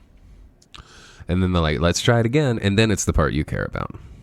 Yeah, I do love that it's just Tobey Maguire, like not in the Spider-Man suit, like because they've already blown the reveal, and like it's just Tobey Maguire, like kind of awkwardly standing, like they told him in his universe, like, hey man, a magic portal's about to open, you're gonna need to step through it. Go ahead and just he's yourself. In their universe. Oh yeah, I guess that's true. Because they both get teleported to. The MCU universe, but he was. And just so Andrew standing... Garfield's like, well, they set it up because Andrew Garfield's like, I'm gonna go do Spider-Man shit, and then Peter Parker's like, the Tobey Maguire is like, I have to go find these guys that I've seen on TV. I would love for him to just be like, where's my wife? Like, where's MJ? But it was just, it's just very funny to me that like, okay, Andrew Garfield, Spider-Man down an alleyway, so that we can kind of lean into the fact that like maybe this is Spider-Man. He doesn't look right, but maybe it is Spider-Man. But Tobey Maguire is just like they just like open, like he was like standing on the other side of a door that they opened, and we're like, oh shit, it's Tobey Maguire. And he just like steps through, and he's like, I hope it's okay. I was like, oh, it's gone. Well, he's like, I've been looking for you. Yeah, oh, it's gone. He's like, I've been looking for you guys. You're I've seen you on the, and then he sees Andrew Garfield Spider-Man, and he's like, and then they fight. Yeah, then they shoot a little web at each other, and then that was good. Yeah, and then he's like, why are you dressed like a cool youth pastor? Where's your suit? And he's like, well, I try not to tell people I'm Spider-Man. He's like, oh yeah, and he shows it under his collar. Yeah, well, and then he does. That's the thing that Andrew Garfield also says. He's like, I don't carry an ID on me. That would kind of ruin the point. Being an anonymous superhero. No, like that's so what he just said. Yeah, I do love that. That's like two different ways of getting to that point of like, it kind of highlights like they all have quippiness, but it's different versions of it. I think they did a really good job characterizing each different version. Andrew Garfield. I had joked before that they should not have like Tobey Maguire, Andrew Garfield show up. They should have the guy who played Spider-Man from Spider-Man Turn Off the Dark show up, and Italian Spider-Man. Truthfully, those should have been the two Peter Parkers we got, because that'd be incredible. But Andrew Garfield is really theater kid Spider-Man. Like him and Emma Stone actually dated when they were filming the movies, much like Tom Holland and Zayadaya. Zayadai sounds like a fucking JoJo villain. Shit. Zendaya? Zendaya. I don't fucking know. Zendaya's Michi. That guy's canceled. Right? He is. Yeah. And fuck. It sucks because he also did is that music? Vine, which I love, but he sucks. I had never heard of that till Audrey brought it up recently. Oh man, it's so funny. Just like it's the like music version of the Boss Baby. Like guys only ever seen Boss Baby, getting real Boss Baby vibes. Just like this music. Yeah, I love this. Where's that coming from? Is that from the green or the black? Yeah, that's because I was at a party and I was like, "Where's the speaker? Is this coming from this speaker?" Yeah, it's very funny. But yeah, that dude is canceled, so we can't find it funny anymore. No more humor. You know who's not canceled? Spider-Man. So, I think by the end of this, they kind of do cancel him. no, that's ridiculous. You don't know what the word means. They get sent back. Yeah, you're right. Spider-Man does call. They get. No, they I get don't. recalled. I don't. But Spider-Man does call Green Goblin a cracker. That does happen. I mean, you almost do have a version of that where Jamie Foxx calls Andrew Garfield a cracker. Not directly, but yes. No, what does he say? He's like, man, he's like, you got a nice face, but yeah, he's just like, poor kid from Queens who likes helping people. I figured you would be black. Yeah. And he's like, there's probably a black Spider-Man out there somewhere, right? He's like, yeah, Sony in the background being like, Into the Spider-Verse 2. oh yeah. Well, You know? so they've, I'm pretty sure eventually in the MCU we're gonna get Miles Morales. Oh, definitely. I feel like that's going to be... Because they've already set up Prowler. Mm-hmm. And the Aaron Davis shows up, played by Donald Glover in one of the MCU movies. Really? Yeah, and he's like my nephew's a big fan of you. I think it's the first one. I think when he's like tracking down he's the in Vulture he's stuff. Yeah, that's right. I forgot that that is Aaron Davis's Prowler. So if things work out, which it would be tight and they should do, we might get Donald Glover as Prowler. Which we'll get to the community of it at the end of this, but yeah, so the Spider-Man team up, it's great. I loved every second of it. The scene on the roof where they do the very touchy, like... Oh, yeah, they're touchy. like, well, he's probably somewhere that he really likes, a place he goes to all the time, somewhere where he can feel alone. It's like, for me, it was the Chrysler Building. Yeah, Empire State Building. It's like, oh, yeah, that's a good one. It's a good view. The view's better, is what Andrew Garfield says. He's like, yeah. But yeah, they go to like the school that they go to on the roof, and I do love that Tom Holland is like immediately they're like, hey man, we're also Spider-Man. We kind of know what you're going through, and he's just like, shut the fuck up. He's like, do not say that to me. Don't tell me that you know what it's like. Was he on top of the school? Yeah, that was the school roof. Oh, I'm pretty sure. Sheridan, you were right. It was on top of the school. She thought it was on top of the school. I thought it was in Central Park. No, I'm like 90% sure it's the school roof, because that's another thing they set up in the beginning, right? Of like when he goes back to school. First, we didn't talk about the Hannibal Buress, JB Smoove, Martin Starr bit. Yeah, that part was great. Where Hannibal Buress is just like, they're like, we built you a nice little shrine. We're heroes. Some students did that. Hannibal Buress is like, no, no students did it. They did it. I know what you did. It's just like Mysterio was right. Yeah, the Mysterio was right thing is a funny little thing that I think they spent the perfect amount of time on it. Yeah. I also think that was like a very good, it feels like the stuff that the Hawkeye show is doing with Thanos was right, which I still quite understand, like where Thanos's manifesto got leaked, that a bunch of people were just like, yeah, he was right, and not just like, yeah, some big purple dude like we don't even know necessarily that is Big Purple Guy. Just like we know that 50% of people disappeared one day. Yeah. I mean, I think it's just it captures the Thanos was right mentality. It's just that there are too many fucking people. Yeah, but they don't know what Thanos' motivation was.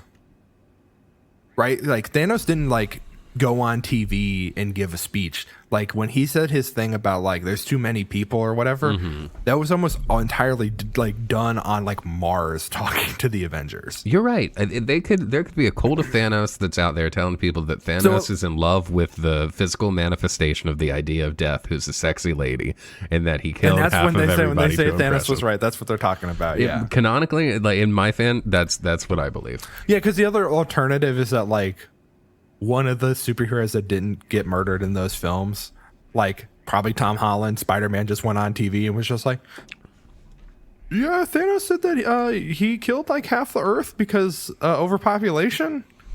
I mean, they're like, Tom, why would Captain America was personally appearing at like small counseling circles. I'm sure he did a press tour where he talked about what happened. It just really feels like maybe they shouldn't have been like, yeah, that big bad guy that killed half the Earth. Well, here was his big old motivation. It feels like they really should have just like, let's just paper over that. We brought everybody back. It's fine now. Whatever, you know. Anyway, point is, Mysterio was right. I also forgot that like the whole thing with Mysterio is that they still think that he's an alien from another dimension or something, and not just like a pissed off engineer who worked for Tony Stark. Yeah, and that Spider-Man like controlled drones that killed him. Did they? Is that covered in that movie? Did they cover that like he like purged his like work records? Because it feels like that's a thing that like Happy Hogan could be like, no, dude, that's Dennis. He worked down in IT. Like, here's his work record. He got fired because he's a shithead. I think so. I don't know. But it was like everybody. It was like a bunch of people who worked for. It was almost the entire Stark crew. They just fucking hated him. Another film about that is Spider-Man a union buster? Is that the plot of Far From Home, where like the employees were like, yeah, our boss is shitty and won't give us credit for the work that we do. And so they try to unionize, and Tony Stark brings in, I mean, Spider-Man to, I guess Tony Stark's dead by that point, but yeah. like, and also Spider-Man shows up. If by try and unionize, you mean like make fake monsters appear, in London to blow up half the city. I don't think that's how most unionization efforts go, but you probably know more than me. I'm just, you know, is Spider-Man a Pinkerton? No. Okay. Especially not now. Yes. Definitely not now. He's seen the error of his ways. I don't even know if Spider-Man knows what a union is. You'd think so. You'd think that Uncle Ben would have a good union job. He probably is I mean, okay, Aunt May works for an NGO. Basically, right? Like Feast is the kind of group, or not directly, but like Feast is the kind of group that feels like they like are like a Red Cross organization where like, do they do good things? Sure. Is somebody I think they're smaller than that. Like and maybe it's because I've worked with the company, but I compare them to like Feeding America, right? Maybe even on a smaller scale. Like she works for a chapter of that. Yeah. But like, isn't the plot of the game, the Spider-Man game, that like the bad guy Martin Liu, right? Is that his name? Yeah, Martin Liu. This is a different continuity, different universe. So I don't know. I'm gonna take a hardline stance here. I'm gonna say Spider-Man is not busting any unions.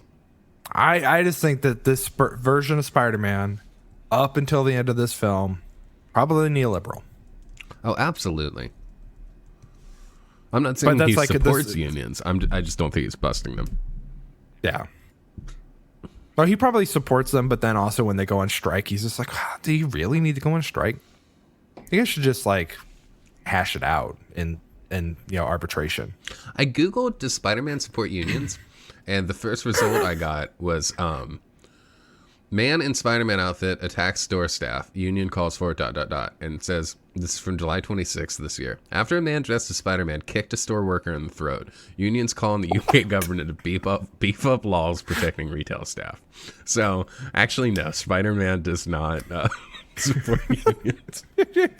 Well, it seems like more like the unions Or don't support frontline Spider-Man. workers. Oh my god, this picture's incredible. Holy shit. Oh, I'm using an ad blocker. Let me look at the fucking picture. I love this so much. This is going to be the cover for this cover photo. episode. Yeah, Yeah, I was going to say this. So just wait till this drops Wednesday, and then you can see this incredible picture. Is it Spider-Man in the middle? They didn't get a photo of Spider-Man kicking that dude in the throat, right? They did, and it wasn't a dude, I don't think. Oh, okay. I don't. Here, I'll send it to you. Yeah, it's message it to me. Oh my god. Yeah. God, I forgot you sent that picture of the fucking Yoko Ono John Lennon. No, it's not gonna okay, butt cracks. I've sent it now.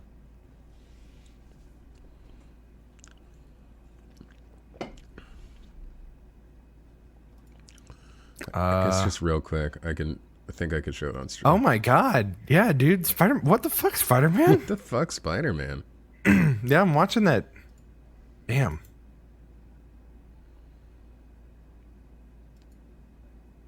Oh my god. Anyway, yeah, Spider-Man does not support unions. Holy shit. I'm trying to... Man, Streamlabs I should not be using, but it's like they can't even fucking keep the... Just settings? They just can't... They can't do anything. All right. Okay. Well, let's not worry about it. No, I got it up. I got it on stream right now. We're covered, so we can show the Cool. photo of Spider-Man kicking and punching this worker in the throat, which is terrible. Yeah.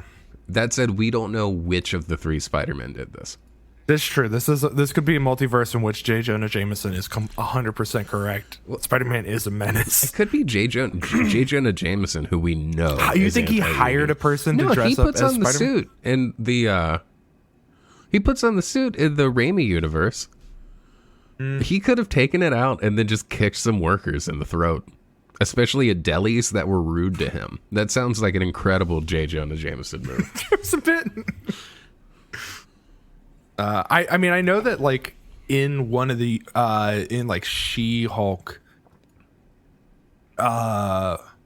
Scorpion and like Rhino are pissed at J. Jonah Jameson because they like the reason that they are stuck in their predicament is because J. Jonah Jameson was like funding like research to figure out how to defeat Spider-Man. Like he was just like, yeah, let's put a big Russian guy in a big bulky Rhino costume. That'll probably stop Spider-Man. And they are like, part of the She-Hulk thing is that they are like storming the courthouse to like go murder J. Jonah Jameson. And one of the She-Hulk like talks them down and it's just like, if you want to hurt J. Jonah Jameson where it hurts, don't interrupt this court case and let it get thrown out because he's about to get sued successfully for libel and lose a bunch of money. And nothing will piss J. Jonah Jameson off more than having him lose this court case. And so they stop fighting. That's why the She-Hulk thing should absolutely be about her as a lawyer and not her as actual She-Hulk. Do you think it will be? Probably not. I think maybe a little bit. I think they might bring in a little bit of that. Yeah. Just especially if they do the Daredevil crossover thing, but I don't see them going that route. I get that. Yeah, we'll see. A lot's got to happen. So they're on the roof. The Spider-Men have their touching scene of like, yeah, we both lost our Uncle Ben, who said great power, great responsibility. He said the line. And so meanwhile, like, all right. Tom Holland says nothing about his Uncle Ben. Yeah, there's nothing. So maybe he doesn't have an Uncle Ben. They've mentioned him before, apparently. Okay. But I think he didn't have the same impact. Sure. Because if he didn't already say with great power comes great responsibility, what's his purpose? That's the one thing Ben Parker does is say with great power comes great responsibility, and then he dies. Mm-hmm. That's it. That's it. And Aunt May did both those things. They talk to Peter, and basically he gets out of his funk, and he's like, all right, let's cure these people and then send them home. Mm-hmm. I still do want to murder the shit out of. I mean, this is I think the thing where you get the most interesting characterization of like Tobey Maguire's Spider-Man is happily married to MJ, right? Like he's like, oh yeah, he says we found a way to make it work. He says like, I've got a girl. We found a way to make it work, or something like that. So, I mean, I interpret that as like they're married, as opposed to like the older Peter Parker that we don't know, man. We don't know anything about their. We know they have a successful. We know he's in a successful relationship with someone. It could be MJ. It could be monogamous. They could have a polycule. We don't know. Okay, sure. Why not? We know Andrew Garfield never got over failing to save Gwen Stacy. Is that the second movie? That's the second movie. That's the way it ends. Is that Green Goblin? Well, Hobgoblin, Green Goblin, who in this is Harry Osborn. Yes. Enlists the help of Electro to defeat Spider-Man. They basically defeat Electro, and then Green Goblin, Harry Osborn, throws Gwen Stacy down a clock tower. Does it do the thing where he catches her, but she breaks her neck? It's the thing where she's falling down the shaft, and he jumps down after her, and then he shoots web to try and catch her, and it's like going so fast that like she's going towards the ground, and the web catches her when she's about like right here, but the impact of it thrusts her head and feet down, and she just smacks the back of her head against the cement floor, and they don't show blood or anything, but she does not live. Right, she dies. Which is, yes. So, like, but he says they're like, basically, like, I was consumed by rage, and at a certain point, I stopped pulling my punches. Mm-hmm. And so you get like, oh, this version of Spider-Man never got over losing Gwen, and now is just like murking dudes. It just seems like he's like fucking murdering dudes out in the street. He is straight, because like that's the thing about Spider-Man, right? Like no one can actually sustain his punches. That's why Spider-Man 2 was actually bad. It's because he punches Otto Octavius in the face, and Otto Octavius should have died right then. Like his head should have exploded. That movie should have been like half an hour long.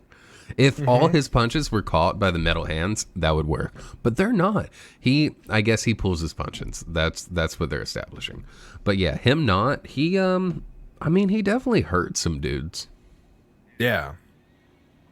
You like Batman style, like probably like breaking bones. And this is my argument. That line is part of my argument for why I think Andrew Garfield is going to show up in the Sony Spider-Man Rogues Gallery movies. Because they're a little more violent. They're way more violent than like the other MCU movies we've seen. Like Venom does eat some guys. Oh, Venom straight up eats. Well, and they're setting up in Venom 2. They set up one of the other symbiotes. Carnage. No, not Carnage. Carnage is in Venom 2. That was whole thing was Carnage. I know. Let there be Carnage. Yeah, there's a cop that. This is Spider-Man 3. Let there be more Spider-Mans. Yes. Oops, all Spider-Mans. Oops, all Spider-Mans. I don't remember. I'm not gonna look it up, so it's not important. But I gotta watch it, so don't spoil it for me. Yeah, but they're definitely gonna do more symbiote stuff with Venom. I don't know who else they're going to bring in. I guess Morbius is Sony, right? Like Sony Pictures they're doing that. So I don't know what other movies they have planned. I don't know if they've announced it. I think it's almost definite that we're gonna get a crossover of Andrew Garfield Spider-Man and Tom Hardy Venom. I think based on the ending of this film with the post-credit sequence of like oh, there's a Spider-Man in New York. I should go talk to him. And then he gets teleported back to his original universe. I assume that's what they're going to do. Because they also play into it in this where the three Spider-Men are talking, and Andrew Garfield's I forget who says, like, who's the coolest villain you ever fought? And Andrew Garfield's like, oh yeah, or sorry, Tobey Maguire's like, I fought an alien. He's like, oh yeah, I did that. And Tom Holland's like, oh yeah, I did that in space and on Earth. And he's like, wow, I just did that on Earth. And then Andrew Garfield's like, man, you guys are so cool. I never fought an alien. I just fought like a Russian guy in like a metal rhino suit. And they're like, oh, a metal rhino suit. That's cool, man. That's cool. Is the Rhino in those movies, or is that just referencing? No, he fights Paul Giamatti as Rhino twice. Oh my God, that's right. I do remember that. Yeah, and he's got like a chain tattoo on his forehead, like a Post Malone starter pack. You got the Post Malone Fortnite skin. That's good. Okay. But yeah, so that's a good moment. And then they're like, okay, yeah, we're gonna cure. We're gonna do it. We're gonna fix it. Here's all the broken stuff. We're gonna fix it up. And we skipped the bit. Yeah, and then they're in the we're skipping all around here. It doesn't matter at this point. They're in the fucking lab, and then there's a great scene where Ned or MJ are like, Peter, and then they all look, and he's like, Peter Parker, and then they all look, and they're like, all right, this isn't gonna work. We have to come up with something.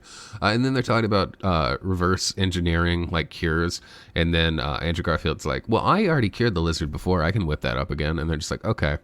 And then they start talking about other stuff they could do. And he's like, all right, well, I guess I'll get started on that. And they're like, yeah. Yeah. Like, there's just a small amount of tension with the Andrew Garfield character being, like, too eager to seem cool.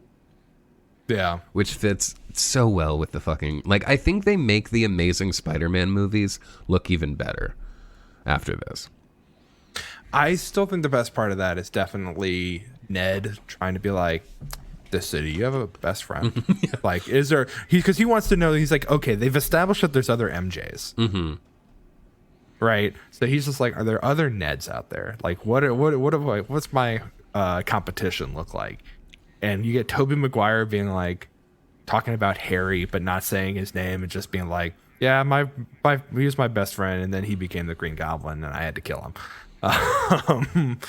Yeah, and then he betrayed me and tried to kill me, And then he died. Does Andrew Garfield to answer that question? I don't remember. I don't think so. No, Ned just kind of hears that, and then it's like, thank you, and then just slowly slides away. Backs away. And then he goes to Tom Holland, and he's like, here's your laptop. You're my best friend, and I would never do anything like try and betray you and kill you. Just so you know, I would never do anything like that. Which is funny because Ned Leeds is a comic book character who is brainwashed to become the Hobgoblin. Oh, really? Yeah. He's like Peter Parker's coworker at the Daily Bugle. Okay. And just worth pointing out. They made several batches of that goblin juice. That was the juice that we've determined probably got rid of the Ned Osborn part and just made the Green Goblin part. Because Aunt May, if I remember, put like 3 vials of that in a bag. Yes, I think so. And she only used 1 of them. So potentially there are 2 vials of goblin juice out there. Okay. Could come up. Maybe. God, what else in that scene? I feel like that's they get the cures, right? In the lab they work on the cures. We already got the cool youth pastor quip about Toby at that point. I think that's mostly the good scenes. I think the big thing there is like the fucking blood. He puts on the web launchers, and Tobey Maguire's like, "What are those?" And he's like, "They're my web launchers." And he's like, "Oh, I don't need those. I just do this." He just immediately just shoots it, and they're like, "What the fuck?" That's a very good bet. And then that comes back. Yeah, I think that's like the moment I think that stuck out to me of this film, of those interactions, is definitely like them prepping at the Statue of Liberty. Mm-hmm. And like Andrew Garfield cracking Tobey Maguire's back. Yes. He's like, you're really good at that. He's like, thanks, man. Yeah, it helps.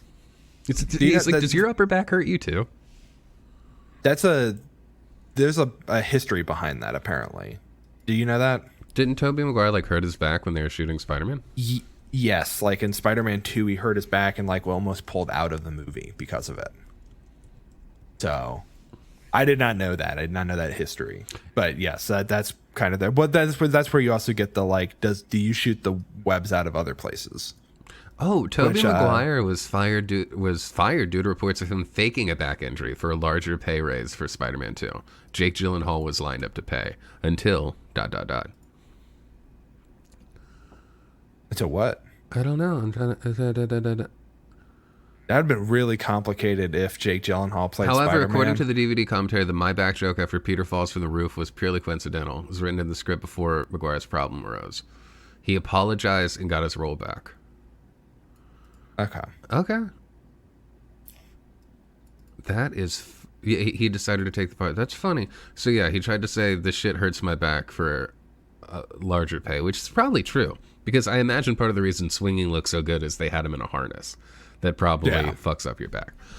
Jake Gyllenhaal must took it over. That's funny, given the Mysterio thing. Yeah, that's what I was going to say. Imagine if Jake Gyllenhaal had done that and they wanted to do this and be like, okay. Because like that would have been really complicated if he showed up and they're like, I just killed you. Oh, man. The whole reason that I'm in this mess right now is because you died. What are you doing back here? That would be incredible if they bring back multiverse Spider-Man and like it's Andrew Garfield at first, and then the third one is Jake Gyllenhaal as Peter Parker. Damn. Missed opportunity, but yeah, fine. They could have made an entire movie out of just different Spider-Men showing up, and I would have loved that. Hey, you got a ghost Spider-Man? you got robot alien Spider-Man? We do got a robot Spider-Man. Yeah, we do. I think there's a ghost Spider-Man too. Yeah, and then the final fight sequences, it is whatever. Well, hold on. I think they do talk about. We haven't got past the initial dialogue where they all come up with a cure. They're on the Statue of Liberty, and a thing that's set up at the beginning of that movie is they're talking about putting a Captain America shield in the hand of the Statue of Liberty to honor Captain America, and so that's what we see on the Statue of Liberty. Is there's all the, what are those called? The support braces. What's the word for that? Oh my god, I'm blanking on this. Scaffolding. There's all the scaffolding because they're putting the shield up in Lady Liberty's hand. And then they have their fight, they're prepping, they do the back. They ask him about we don't get the leaked you have web blood scene, but they do say, so that just come out of your wrists.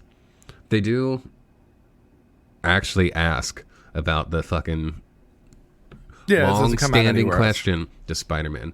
Does Tobey Maguire Spider-Man piss web? Does he shit web? Does he cum web? Does he bleed web? Does he cry web?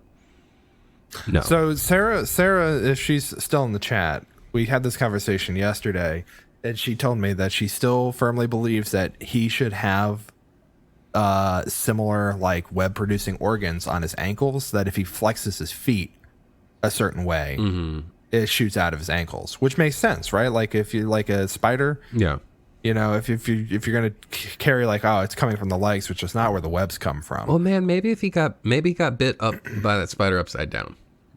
Maybe that's a dyslexic spider.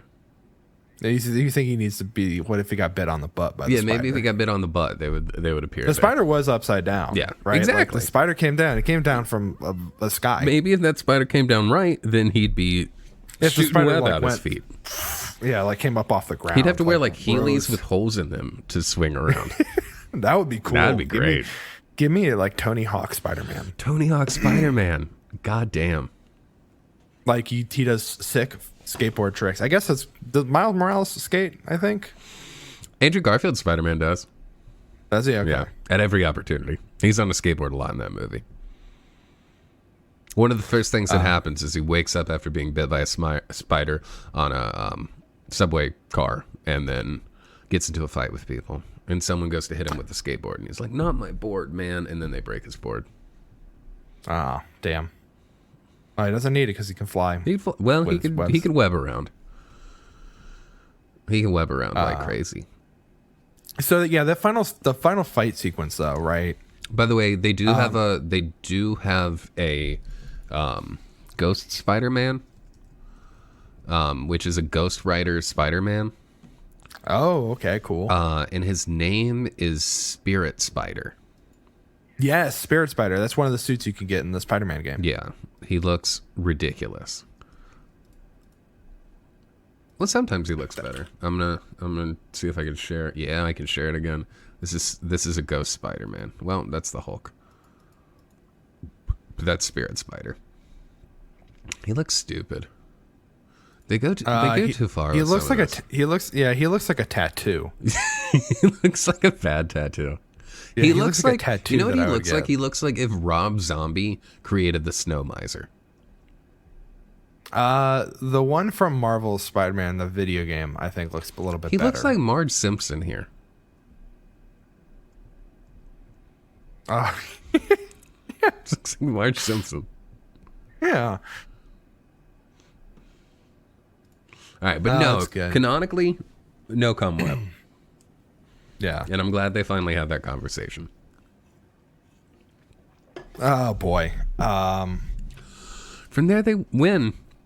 They fight. Yeah, well you get the fight scene where they like keep stepping on each other's toes because they can't coordinate. And Tom Holland has to be like, okay, we forgot. I've been part of a team. Yeah. Okay. Right. So first they decide to lure in the bad guys because they have the spell box that has a button on it that'll undo the spell and send them all home that they stole from Doctor Strange because they didn't want to kill them all. But now Tom Holland FaceTimes into J. Jonah Jameson, and he's like, it's funny that when they first show his InfoWars show, it's just him on a green screen at home, and that eventually he actually does have a giant set. That was a fun little thing. But then he comes in and he's like, I'm at the Statue of Liberty, and they use him as bait. Anyway, all the bad guys show up to do stuff. They get into the fight. They're not coordinating well. They can't decide who's Spider-Man 1, who's Spider-Man 2, who's Spider-Man 3. They eventually gather up. Yeah, and Tom Holland's like, the problem is we're not working as a team. I used to be part of a team. I was part of the Avengers. Yeah, and then you get Tobey Maguire being like, oh, that's so cool. What is that? Mm-hmm. He's like, is that Andrew Garfield's like, is that a band? Like, are we in a band? And that was good. And then they agree to team up. They decide that Tom Holland's Spider-Man 1, Tobey Maguire's Spider-Man 2, I think that's debatable, and Andrew Garfield's Spider-Man 3. No disagreement there. Did we talk about the part when Andrew Garfield said that he was lame, and Tobey Maguire was like, no, you're not. You're amazing. Yeah. I want to hear you say it. Just say it. Yeah, say you're amazing. You're amazing. He never does. He never does, but he's like, thank you. I needed to hear that, which is funny because his movies are called Yes, Amazing that's I didn't realize that until we were talking last night. Yeah, that's part of the joke there, and also that's a line of. No one said like he's surprised, like, you know what, man, and you're spectacular. We didn't get that at all. It'd be like, wow, it's astounding. You're astounding. Be like, wow, the ultimate Spider-Man. Yeah, it'd be like, man, if I didn't know this was real, I'd think this was some kind of amazing fantasy. We don't get any of that. Yeah, that's fine. I mean, last fight sequence kind of somewhat suffers from standard. There's just a lot going on. There's a lot going on, but at least there are no beams really shooting back and forth like Electro's shocking people. Yeah, and that's you teleporting around. Yeah, and you really find out that like Spider-Man can take some fucking punishment because he's just being like crucified by Electro with powers, and it's just like, where's the machine to fix it? But what do they do? Who's the first one they get? They get Sandman. They team up on Sandman's the first one. They trap him inside the statue. Ned opens a portal to hide the Doctor Strange device, Yeah, the doctor box. Yeah, the doctor box back at the lab. And then Ned can't close the portal, so like Lizard runs in, and then they wind up running out. Yeah, and then he opens a second. He does some stuff with the portal, like where he opens a portal into the ocean to blast a lizard with water. Yeah. And then eventually he opens a portal and Doctor Strange comes back and then takes his ring back. Who's apparently been at the Grand Canyon somehow. It's unclear how he got to the Grand Canyon from the mirror dimension that he was trapped in. Well, they were in like a canyon space, right? They were in the city. They were in the city, but then eventually they got to like a desert scape. Yeah, I guess that's true. So maybe he did trap him in the Grand Canyon. Yeah, I don't know. No, not important. Maybe he was just stuck in the mirror dimension. He was like, I've been meaning to go to the Grand Canyon. I guess this is my opportunity. I'm here. I'm in Arizona. It's not that far away. Yeah, I mean, I think the big thing there is Doc Ock showing back up. Yeah, so I think, did they cure Lizard then or later? Then, right? That's, yeah, because they do... They get Electro and Lizard like back to back, basically. Yeah, so they got Lizard, and then the main thing is that like they're like all facing against Electro because Electro's very strong. Yeah, because he has the reactor. Yeah, because he took the fucking Stark reactor, right? And then Doc Ock shows up, and he's like, "Leave them alone, they're mine," or something, or like. Yeah, he grabs two of the Spider-Man. Yeah. And Electra's just like, no, fuck off. He's like, it's my kill. I want to do it. And then he takes his fucking tentacle and just rips out the arc reactor. And then they cure Electro. But then Doc Ock just keeps the reactor. Yeah, because it ends with him saying, like, the power of the sun in the palm of my hand, which is very good. Like, that's one of those things that I, like, love that you get the payoff of, like, Doc Ock is going to, I guess, maybe go back to his version of the universe and be like, look at this cool reactor that has an S on it that I made this. and Tobey Maguire, I guess, will be there and be like, he didn't make that. He stole that. But no one will believe it. But also they're friends now. He's just like, Peter, my, how you've grown. Yeah, and he's like, I love that. That was my favorite thing about the Spider-Man video game was getting, and it sucks that you have to turn at the end or whatever, but I loved how much of that is just like, yeah, dude, Dr. Otto Octavius and Peter Parker are good friends. Yeah, they seem fine at the end. Like, I don't think Doc Ock's evil at all at the end. Yeah, he just has a reactor now. He saw an opportunity to yoink a reactor. And, because also, like, earlier a lot of people were like, so you got magic in this universe? Mm-hmm. We're in a wizard's basement? How does that work? And Doc Ock just sees a lot of things. He's like, how does that... He's very curious. So, of course, he steals the arc reactor. Yeah, he's going to reverse engineer, and it's going to be the Otto Octavius... I don't know what you would call it, like the octo reactor. The oct reactor, why not? Reactor. There we go. It is funny how many times in the movie, though, people are confused by magic. Yeah, and then Green Goblin shows up, and they have the big fight. Well, and Tom Holland. Then Doctor Strange comes back, and Doctor Strange is there, and then he brings the thing, and then they're looking for the thing. Then Green Goblin comes up, he swoops in, he takes the thing, and then they get it back, but he put a pumpkin bomb in it, and then it explodes, and then it makes the bad spell, the like fucked up spell from the first third of the movie happen. Then we get the classic MCU, the sky is turning weird colors, and a bunch of people are about to show up. Well, okay, so I can't wait until I can watch that scene in slow motion, because we get a lot of silhouettes. Yeah, you see the rhino for sure. That was the one that I was able to catch. There was one that I did not recognize at all, but looked like very defined. Yeah. So yeah, you just get you get like Spider-Man's entire rogues gallery in silhouettes. Mm-hmm. Including a comics accurate rhino. Yes. The big horn. Mm-hmm. But yeah, and then Tom Holland just like fucking is about to murder the shit out of He punches him in the face 100 times. Tom Holland hard punches Willem Dafoe in the face 100 times. Because he wants to kill him, right? That's the thing that's the thing that they do set up, is that like Tom Holland, even after the big talk, is still like, I still kind of want to kill this dude. He killed my aunt. Oh, wait, before that, is it Green Goblin who knocks MJ off the ledge? Yes, I think so. Because And she falls. Yeah, she falls, and then Tom Holland like tries to get her, and then Green Goblin like hits him with a glider, and they wind up fighting.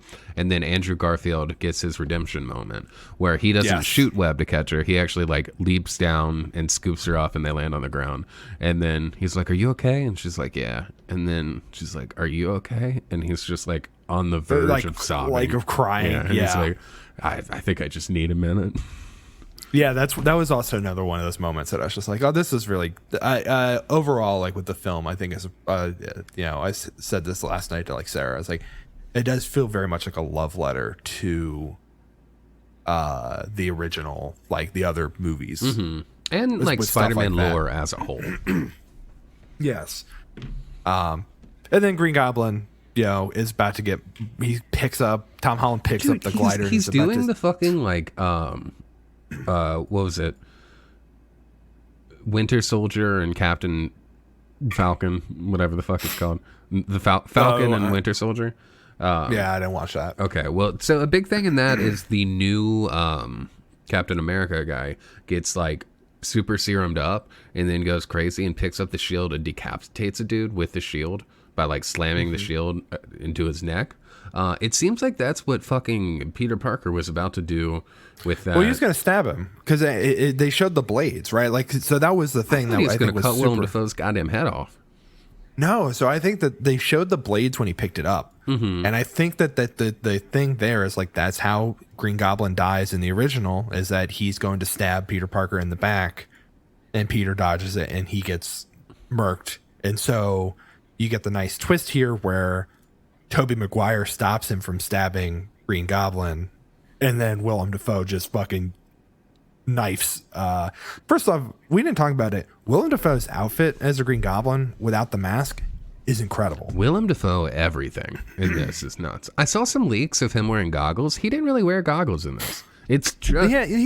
He had the goggles on, but they were on top of his head because he does have them. Okay, I didn't. The goggles weren't as prominent, I guess, as I expected them. It's mostly covered up by the hoodie, but I think that was like it's one of those things where it does. Oh, incredible! Ripped up hoodie with the green jacket and the fucking ripped up green jacket. Everything ripped up and destroyed. He still has the Goblin pants. He's got the Goblin arms too. Yeah, because he's got the whole suit. He just doesn't have the green face mask. Yeah, the final Green Goblin look for this is incredible. And Willem Dafoe goes fucking ham, pure evil. Like they finally use that goblin ass face he's got, and they don't cover it with that Power Rangers helmet. We do see it, and we see him destroy it.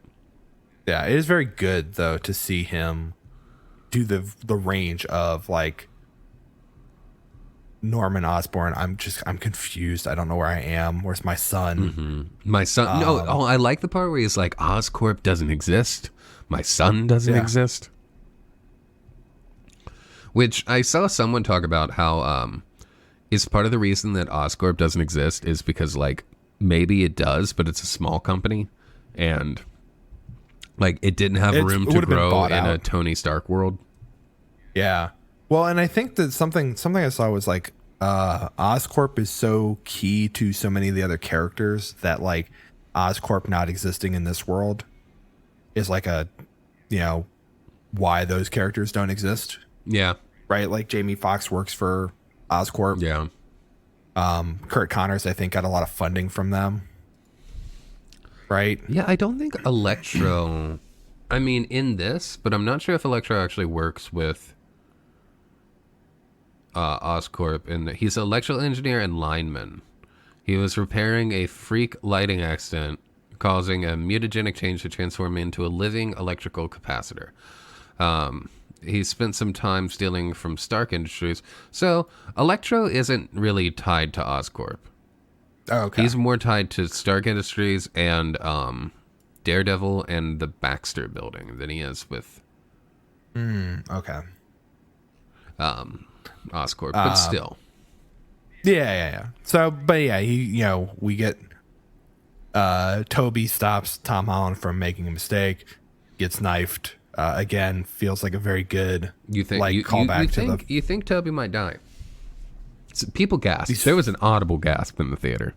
I straight up thought that he was going to die, and I was like, cool, this is kind of what I expected. And then at the end, it's just like, are you going to be okay? And it's like, I've been stabbed before.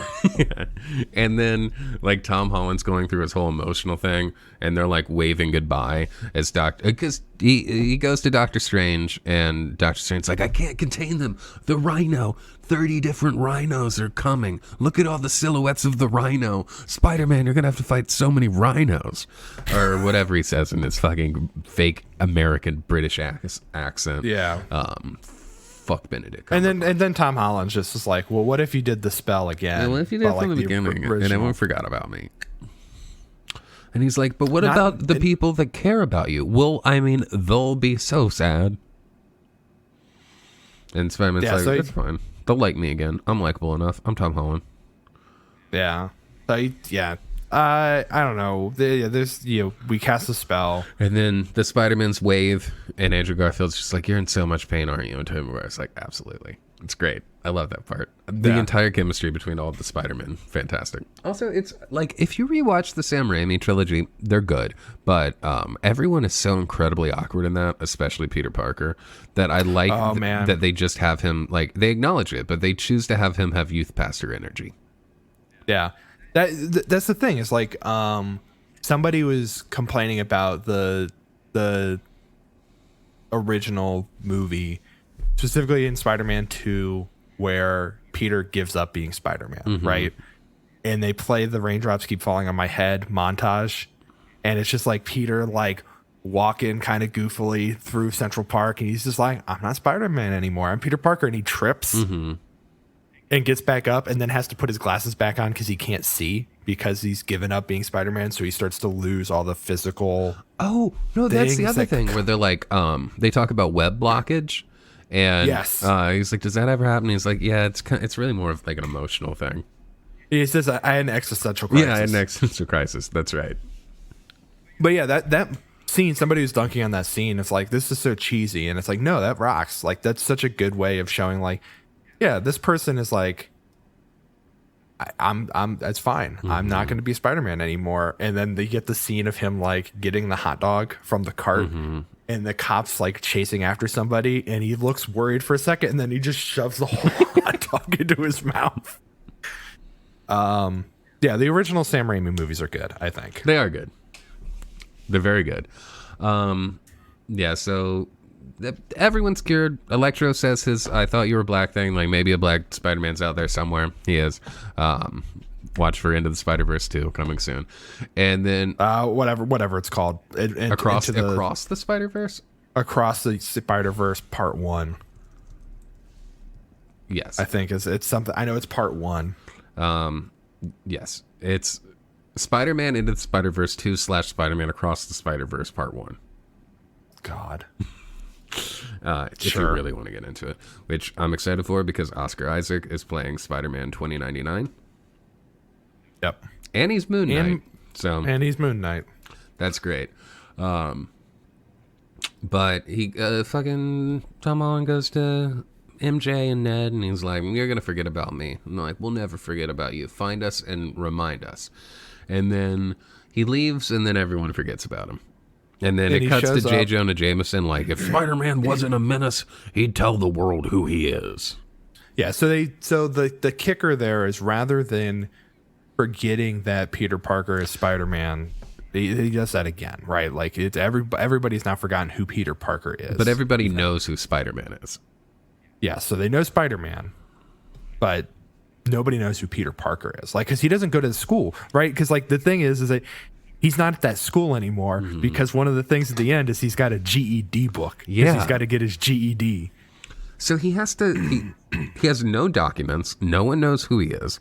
He gets an apartment that is shown to be not a good apartment, that as soon as he walks in the door, he can hear his neighbors yelling. And I relate, but he smiles, which was what makes him really a hero. Yeah, I mean, I think he's going to be and then the entirely callback on cash. And then the callback is they're like, rinse due on the first, and then you think about fucking Tobey Maguire's Spider-Man and his battle with the landlord. Right. But yeah, like Does he can't get a driver's license? No, he needs a license. Nobody he needs nobody a job. knows who he is. They all forgot who he is. He doesn't have a social security number. He has to make his own suit. Yeah. He sews his own suit, and it looks like shit. It's very shiny. It's too shiny. It's so shiny. I think it's good. Yeah. But that's what I saw, and I was like, damn, they course-corrected Spider-Man. Because, no one knows who he is. He has no friends. Everyone's dead. That's a little overcorrection, but he's poor. I mean, he'll probably have friends. He has to make friends. I mean, he's a likable guy. He'll probably make friends. But he goes into the coffee shop to see Ned and MJ, and he talks to him. And then he has just, like, he should have had the cops called on him for the conversation he has with MJ. Oh, man, yeah. There's so many red flags coming out of that conversation that MJ should have just been like, no. I mean, maybe MJ's just like, this little twink came into work and was...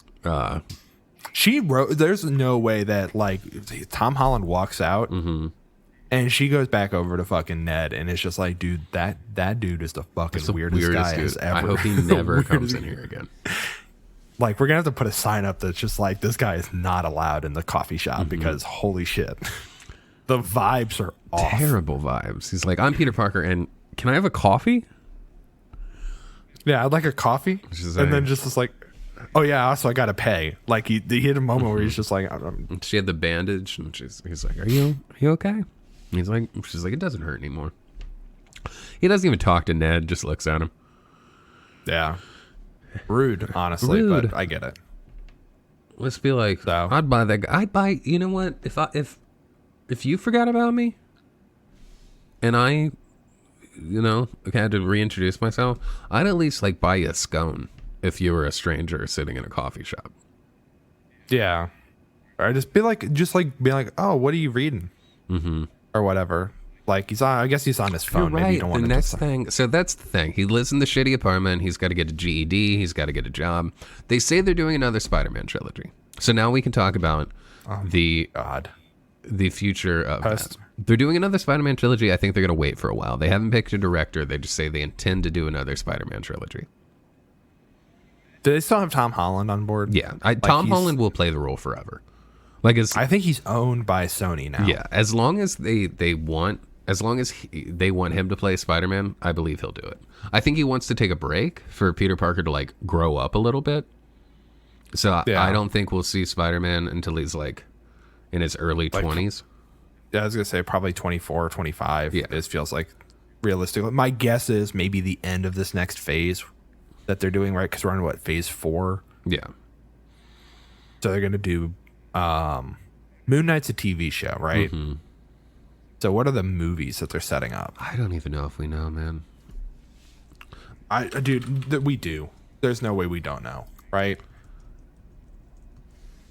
Multiverse of Madness, Thor: Love and Thunder, Wakanda Forever, The Marvels, Another Guardians of the Galaxy, Ant-Man and the Wasp, Quantumania, Fantastic Four, Blade. Yeah. So Fantastic Four is probably when we're going to get our next peek at Spider-Man. Well, no, so they're doing an animated... Fantastic Four? No, they're doing an animated Spider-Man called Spider-Man Freshman Year, but it looks like it's the origin story. Of high school or... I think high school. Okay.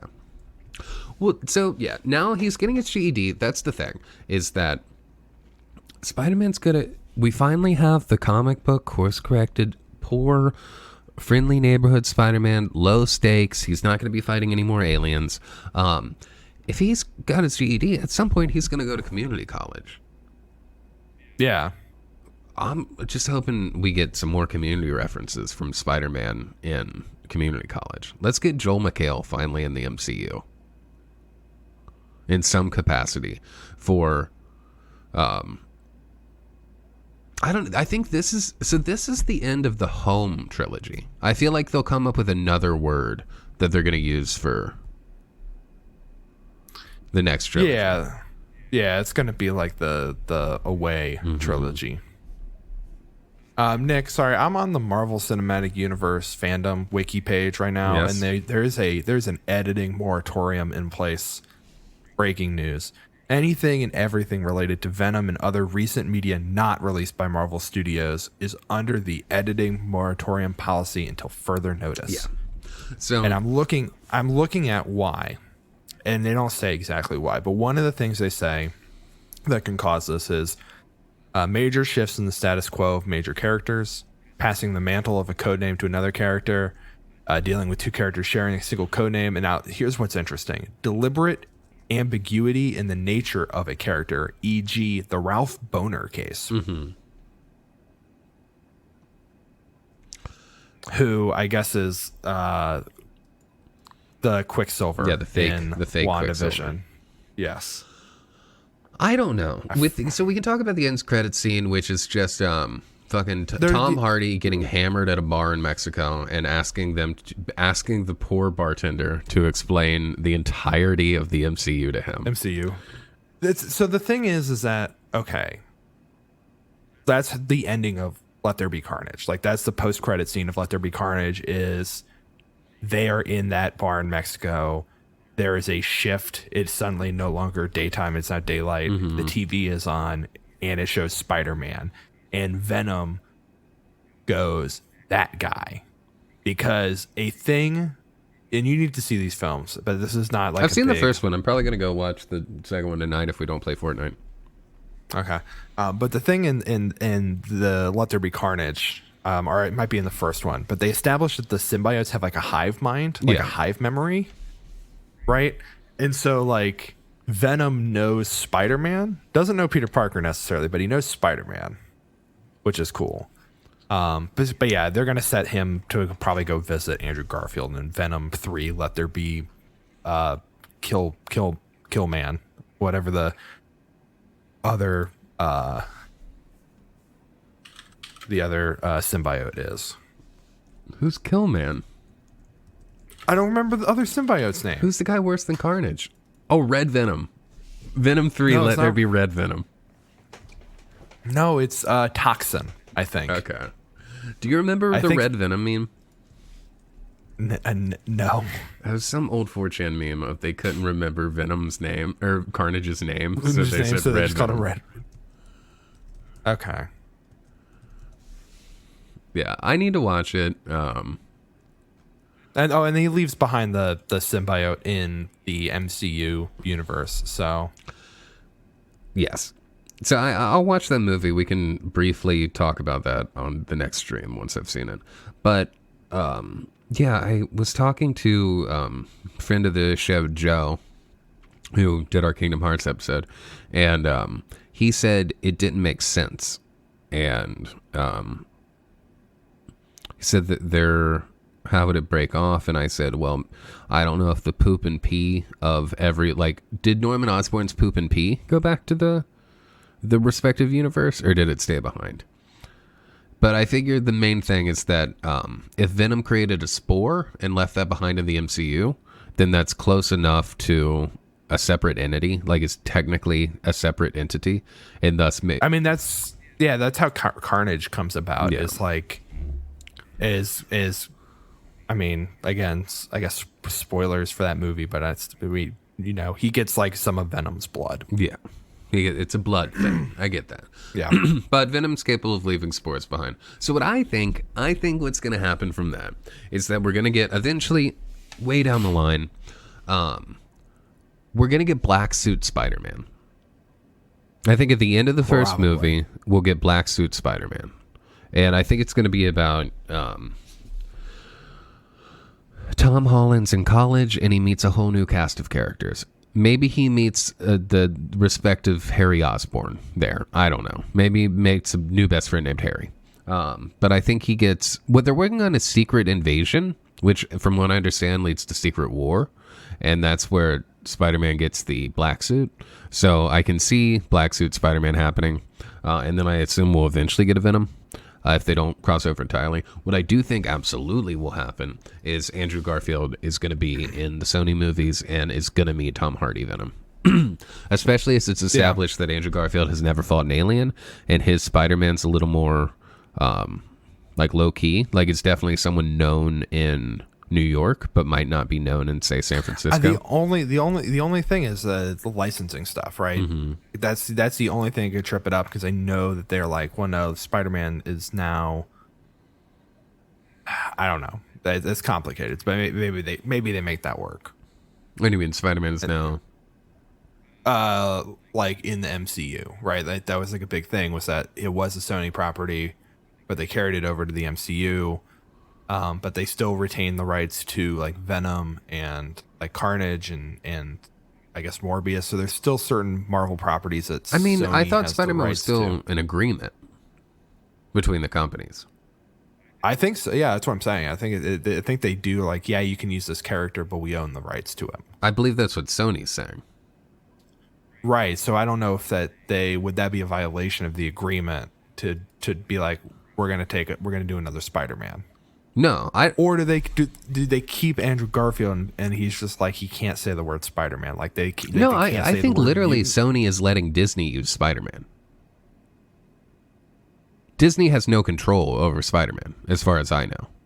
Disney just Sony wants some of that sweet MCU money, so they've been collaborating with Marvel. Okay. And I think Sony, if they wanted to tomorrow, could announce an Andrew Garfield Spider-Man movie. I think it would be bad faith before, like bad business before, because they have an agreement with the Tom Holland thing. But now that they've set this up, there's nothing stopping them from making an Andrew Garfield Spider-Man movie, which I don't think they do an entire Andrew Garfield Spider-Man movie. And one, also, it's already, assuming they stick with the trailers, like Spider-Man is in the Morbius trailer. Remember? They have graffiti that has Spider-Man in the background. Yeah. Okay. So, in April, there's a deal between Sony and Disney that said that Sony will bring new Sony theatrical releases starting in 2022 to Disney-owned platforms, which is Disney Plus and Hulu. Releases between 2022 and 2026 are included in the deal. Looks like Netflix is involved somehow. Well, and also, Sony already made Into the Spider-Verse. That's nothing from Marvel. That's true. But I guess it's Miles Morales. I guess they do Peter Parker stuff in there. So yeah, maybe that's true. Maybe it's, I don't know. Things are just complicated. I mean, I think the complicated thing is, yeah, it's produced by Columbia Pictures and Sony Pictures in association with Marvel Entertainment. So it's basically that they have an agreement. I think that them putting Andrew Garfield Spider-Man in the next Venom movie would be fine. And I think they're going to do that. I think that's very likely to happen. The real question is, are they ever going to make a middle-aged Tobey Maguire Spider-Man movie?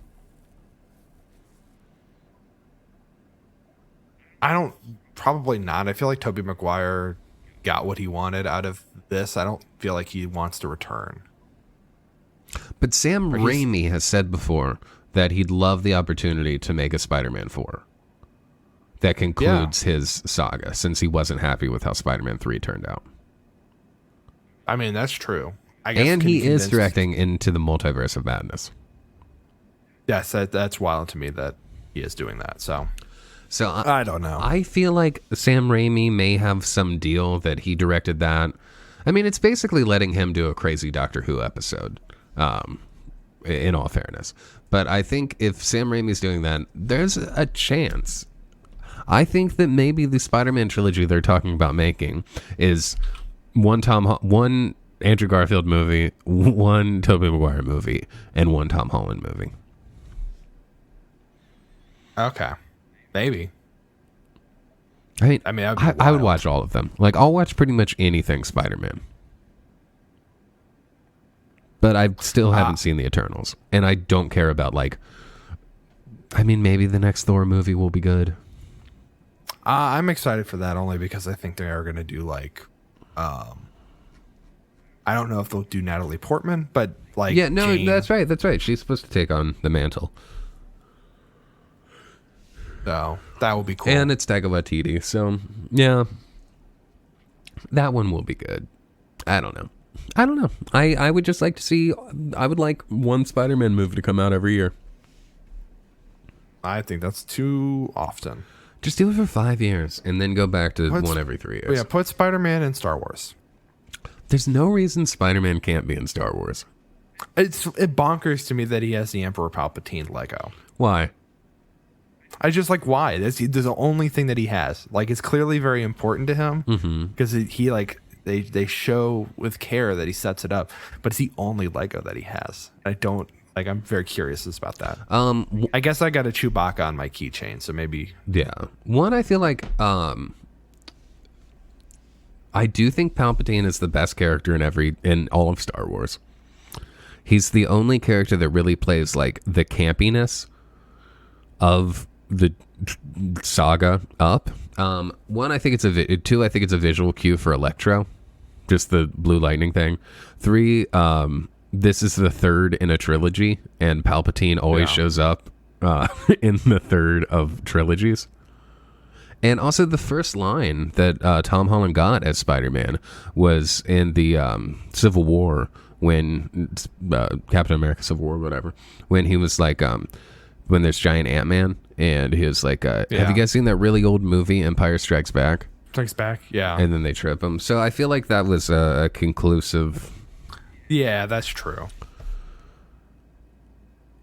Yeah, I didn't think about that, but you're right. That's a good callback to him. Like, okay, clearly he's a fan of these movies. Yeah, we know Spider-Man likes Star Wars. Also, like, yeah, and Palpatine, there's someone throwing electric power, and it's the third of a trilogy.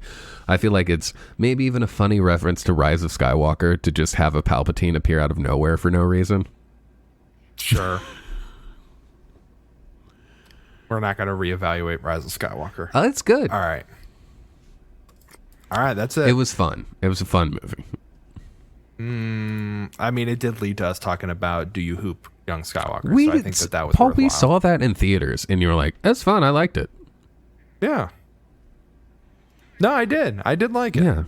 I'm sorry. I'm getting tired. I'm getting sleepy. I know. As that's happening. No. Do you think I do you think at the end of this podcast I'm about to launch into a reevaluation of the Rise of Skywalker? Yes. Absolutely not. Yes. No, we've been going for 3.5 hours. 4 a.m. We'll be here till 4 a.m. It'll be another 8-hour podcast. No, about a movie that we saw. Well, I only saw the one time in theaters 3 years ago. Well, I'll be in town in like 4 days. We can fix that then. We can rewatch it. Yeah, I do want to rewatch Last Jedi. I did recently. See if it's better or if it's worse. It's fine. Like, I think it's purely fine. It's not bad by any means, and it has some really good moments, but it also, in my opinion, has a lot of wasted time. But this is it's pacing is bad. Yeah, and it makes some choices that I fundamentally don't understand and agree with. But hey, this is about Spider-Man, and there's going to be a hell of a lot more Spider-Man. Probably not immediately, but mark my words, Andrew Garfield and Venom are going to meet. I think we might see more Tobey Maguire. I feel like that's 50-50. They should kiss. I think they all should kiss, yes. And we're definitely going to get more Tom Holland at some point. And so a lot of Community cast members have been in the Marvel movies. Mm-hmm. Joe McHale He was in the original run. So I want Joe McHale to come back as a professor at the community college that Tom Holland goes to.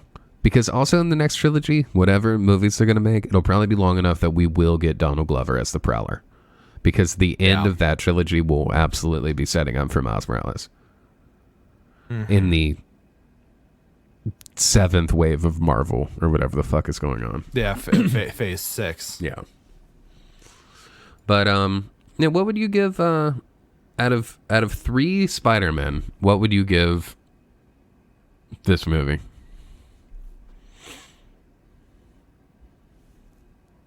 I'd give it out of 3. Mm-hmm. Out of 3. It's got all of them. It's got 3. I say it's got 3 Spider-Men out of 3 Spider-Men. Yep. All right. Well, that's all we got for this episode. Check us out on twitch.tv/Think, where we will probably be playing Fortnite.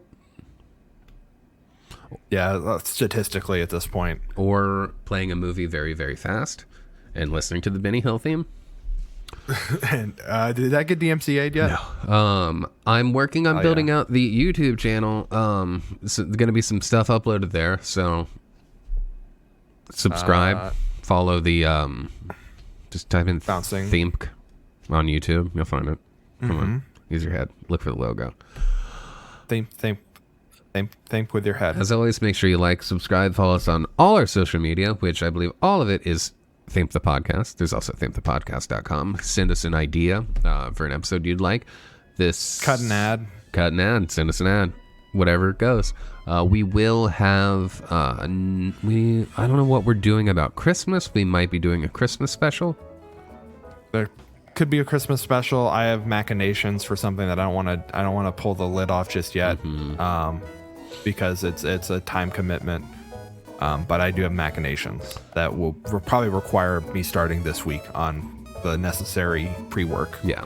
So we might have a Christmas New Year special coming up, but we'll definitely have part 2 of spiritualism coming up soon, most likely with a guest. But hey, until next time, until then, don't think too hard without us. And as always, if you are gonna ask a wizard to do a spell, do not keep changing the parameters of the spell. That's not how magic works, and it goes poorly every time. And like I say at the end of every episode, or as I say going into every episode, if you expect disappointment, you can't get it. bye. Bye.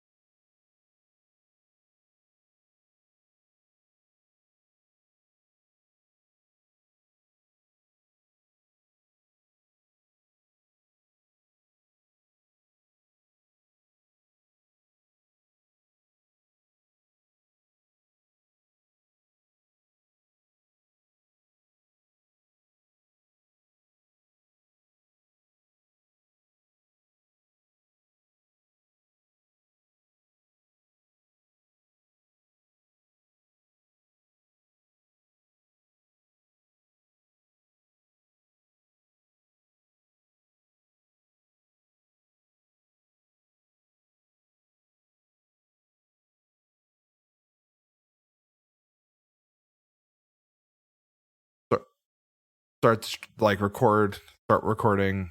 I just hit. Okay, I just started recording. Okay.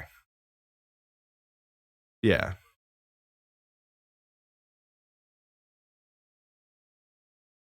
Sure.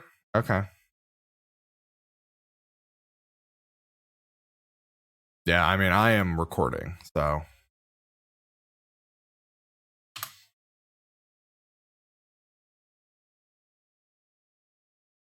I do get a second one.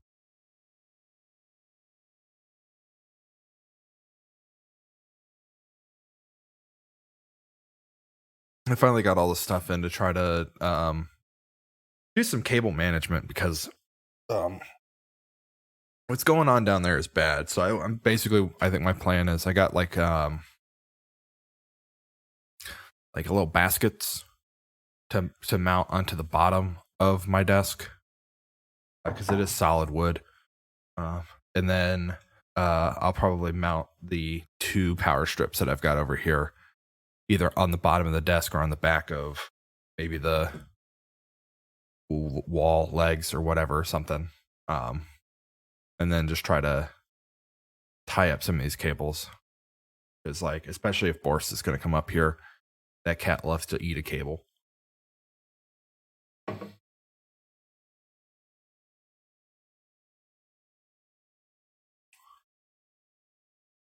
What?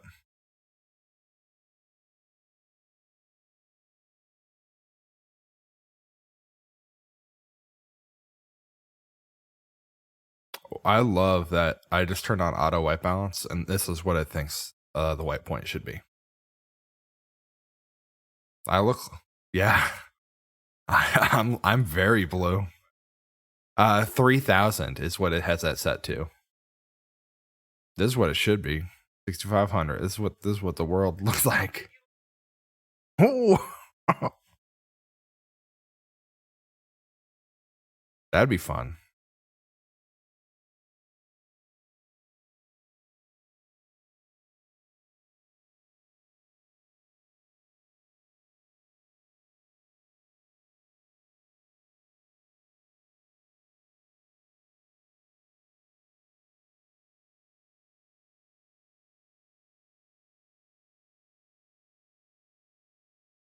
I love that my setup is very gone. All right.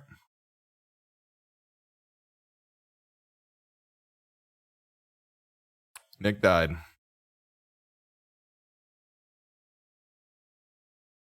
Yeah, I can.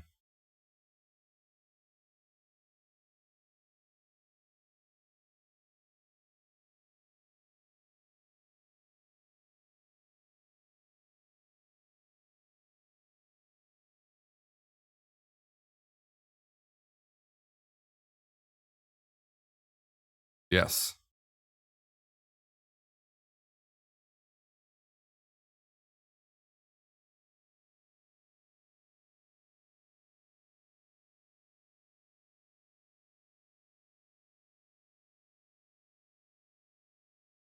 Damn.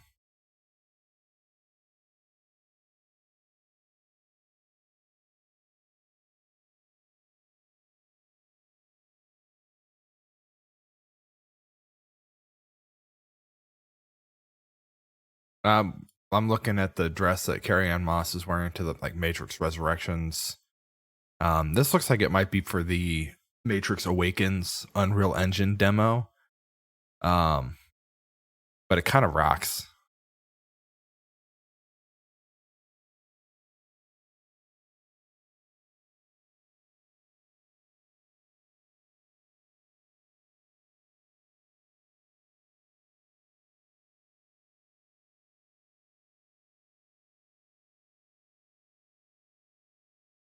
God,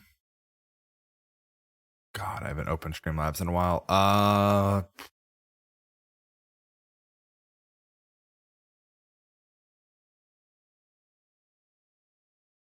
Yeah, well, the OBS requires so much setup. There should be like it's not even showing up in the settings. Mm-hmm.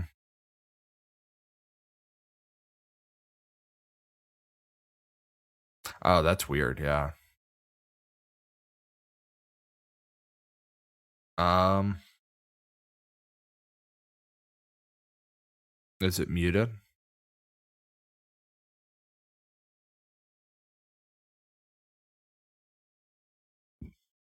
Um,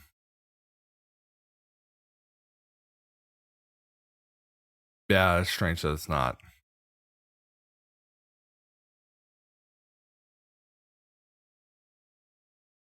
Um,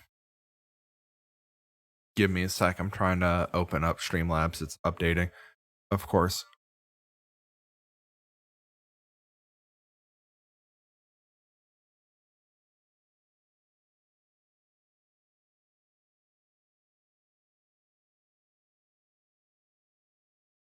Yeah.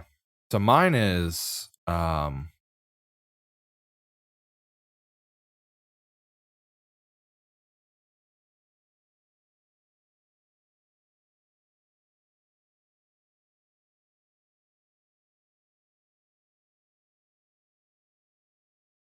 oh. Yeah, that's weird. Yeah, as long as if you go to audio and set it to whatever your audio device is.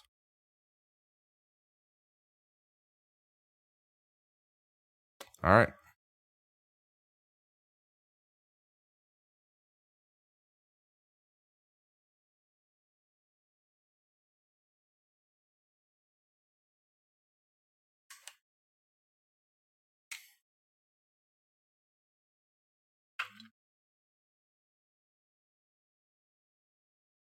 Themed.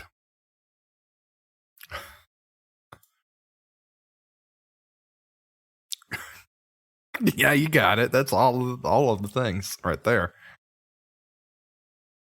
When you say good time stream, makes it sound like we're going to talk about the R Pats movie. A film I haven't seen, so I can't really wouldn't be very useful. But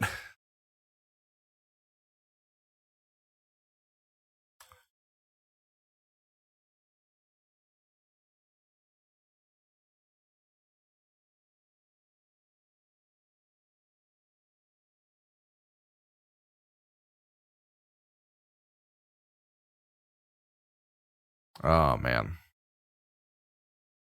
I was so tired this morning.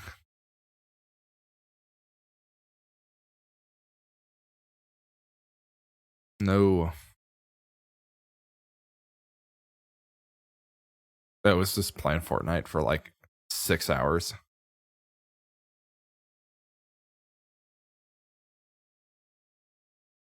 I think it's fun. Okay, Reaper's going for me. Were we gonna try and get Ian on the stream? I don't think I thought about it, but I A, did not reach out to him, and B, again with his computer being down, I don't know if he can. Oh, yeah, I saw him on Discord. I mean, he could call in from a phone. Yeah, he's probably busy, but He's probably busy. I also don't know if he's seen Spider-Man yet. True. Your turn. Okay, you're fixing your. Yeah, I'm messing with it. Okay, I'll be right back.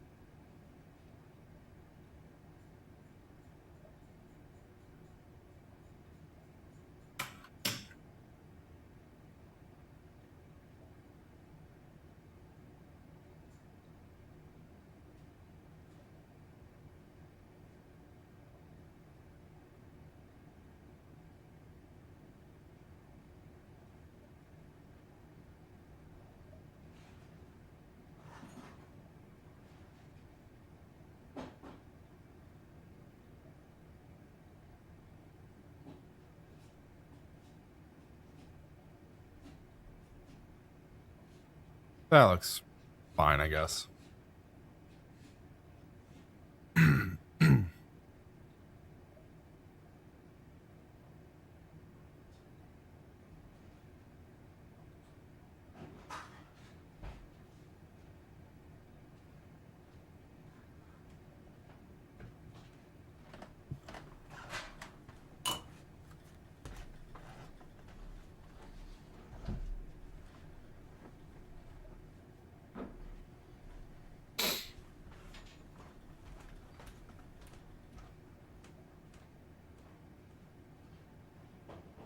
Goodbye, dragging in. Oh, I never knew you at all.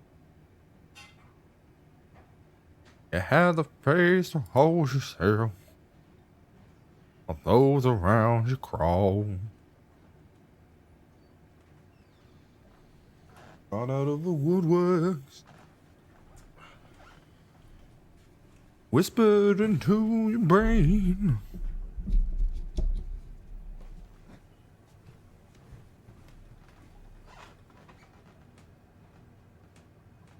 I'm just leaving again.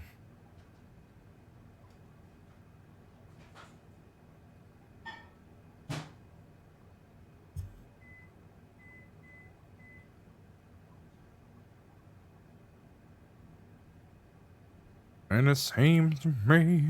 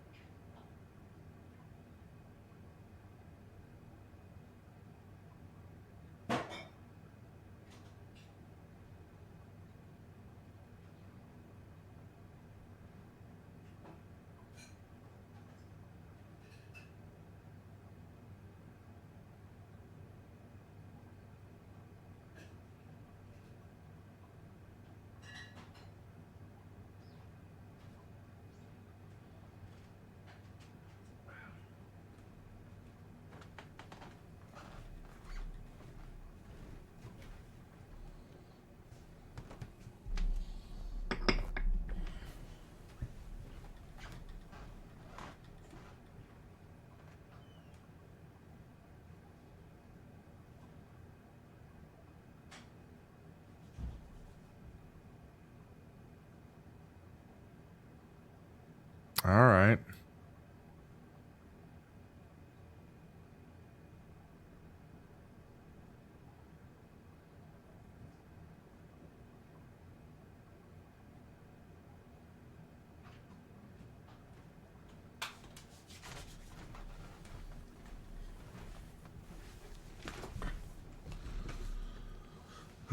I can't remember. I can't remember if I told you last night, but I think I figured out. I got John a gift. I think I figured out a decent gift for John, Okay.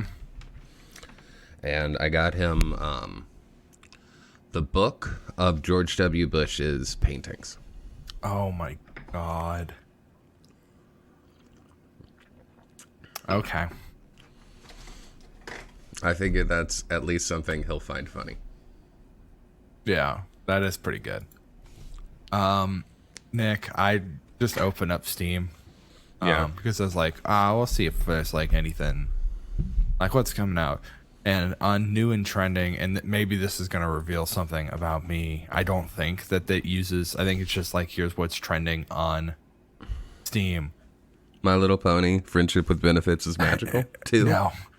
No. So This time with more benefits. The first game is called Furry Fetishists.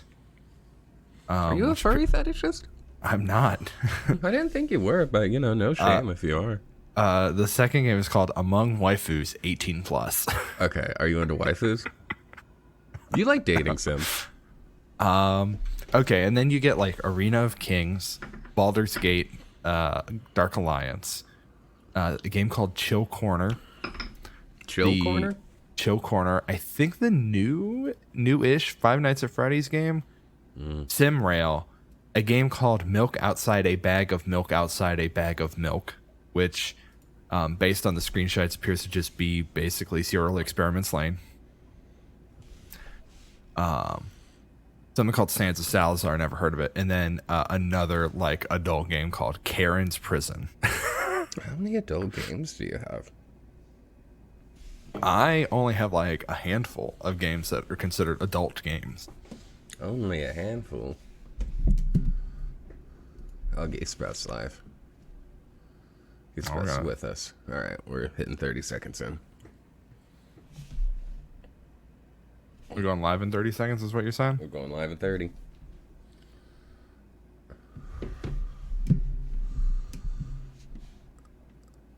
Get ready.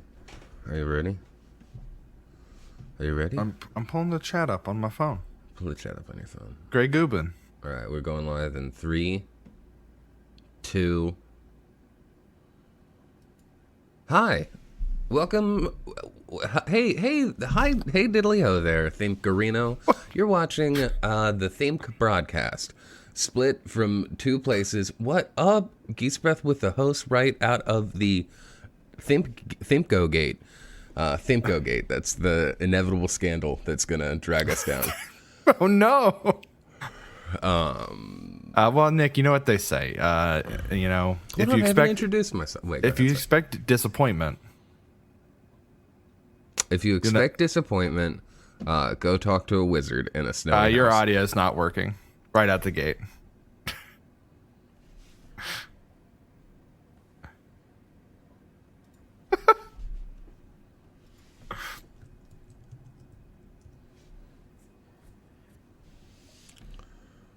Okay. 3, 2.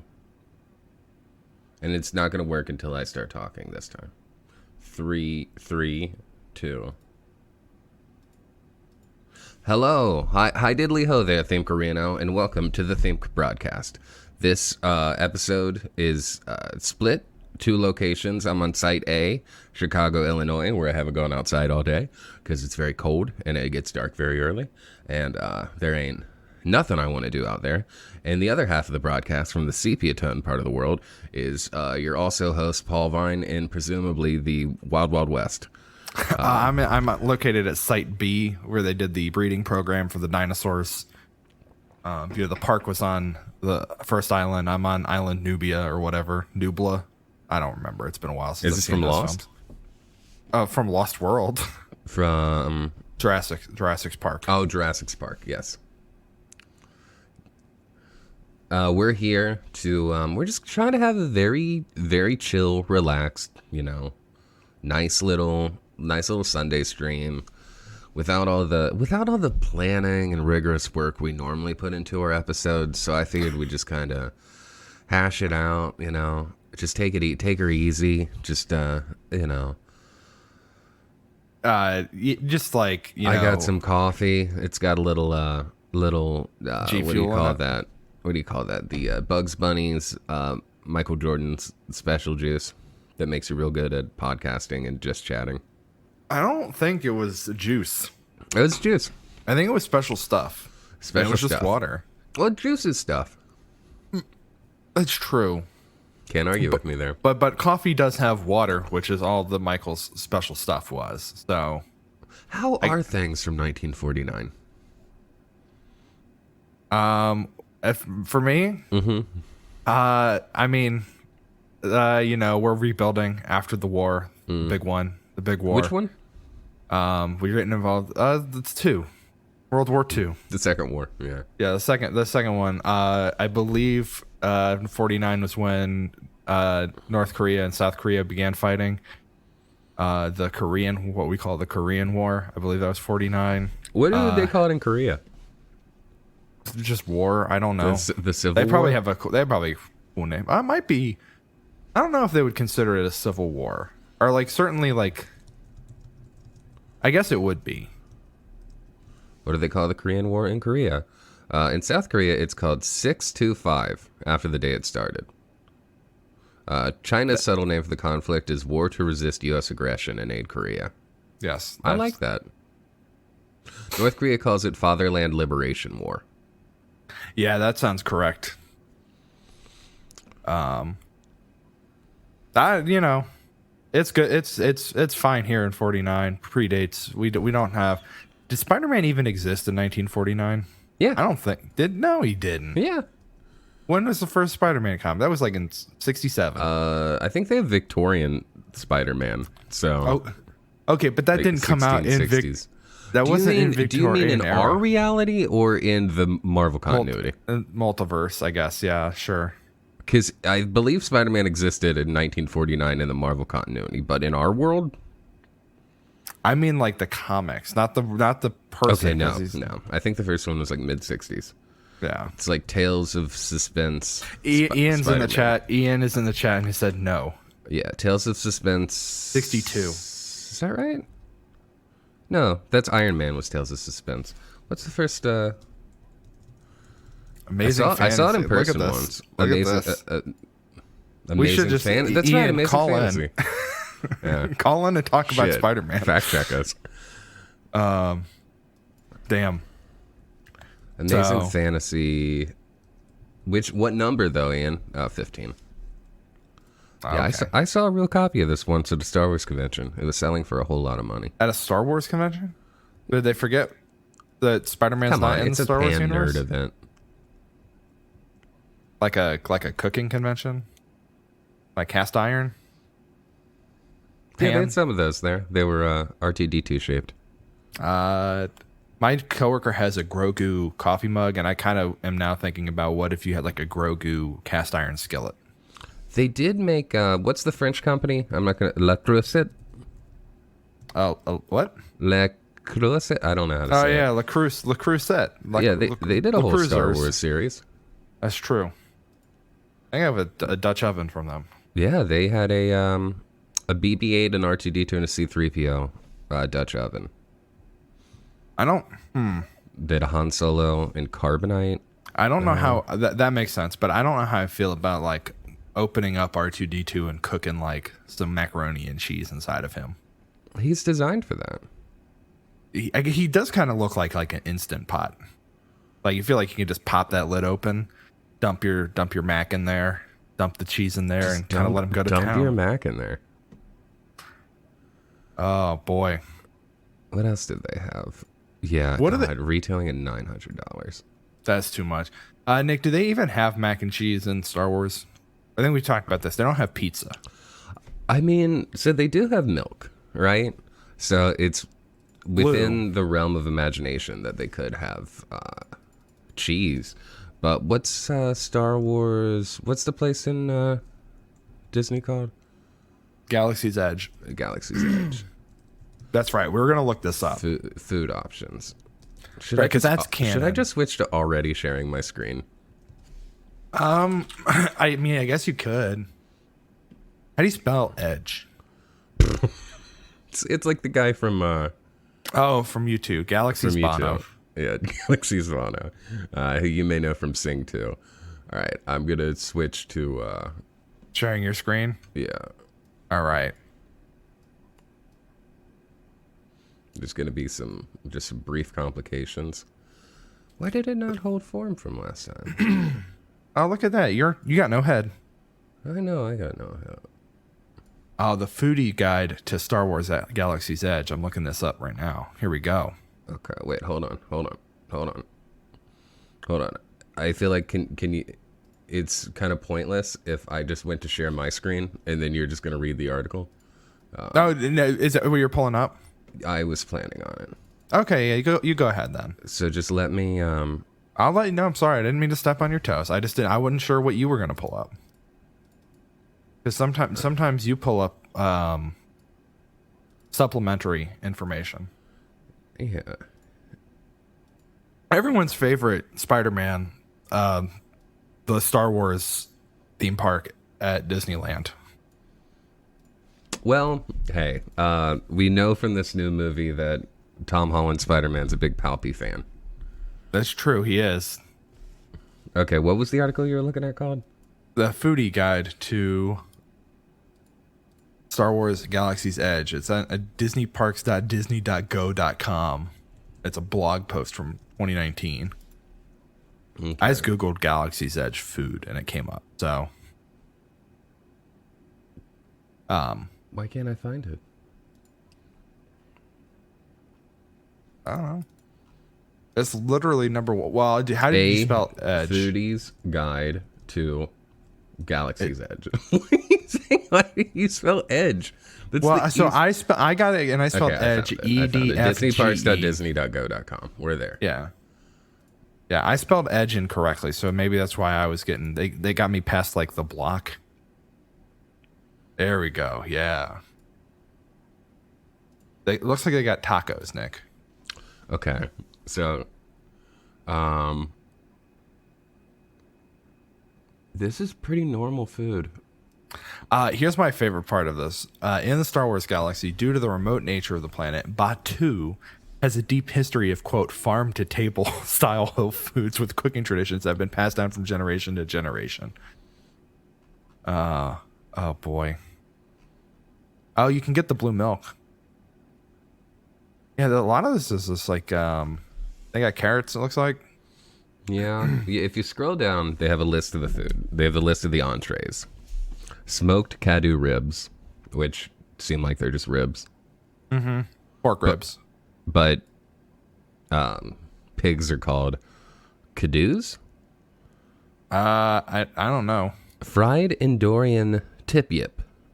Oh, Kadu Crispy are the you know that that alien that the Gungans ride? That's a Kadu. Oh, so these are the, but those are big. This is only a portion of a rib, or they're very tiny ribs.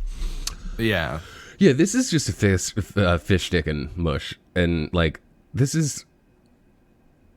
I mean, it doesn't look bad, but not what I was expecting from Star Wars. I don't know. I think the like breaded tofu thing on like unfried rice, like it looks like fried rice, but without the frying being done. Yeah. And then it looks like it's in a green sauce. If you look up tip yip, like a chimichurri. A tip yip is an Endorian chicken. They have a picture of it, and it's nothing. Okay. It looks like a rock. Wait, it's a rock? No, it's a chicken. Okay, I've Googled it. We've never gotten a good photo of the Endorian tip yip, aka the Star Wars chicken. Yeah, all the photos are just of the dish. Yeah. It looks like you can get the official Black Spire Outpost cookbook. Oh, wow. Yeah, this is, they call shrimp yob shrimp. Mm-hmm. So that's pretty 1-for-1. Roasted Endorian tip yip salad. This is chicken.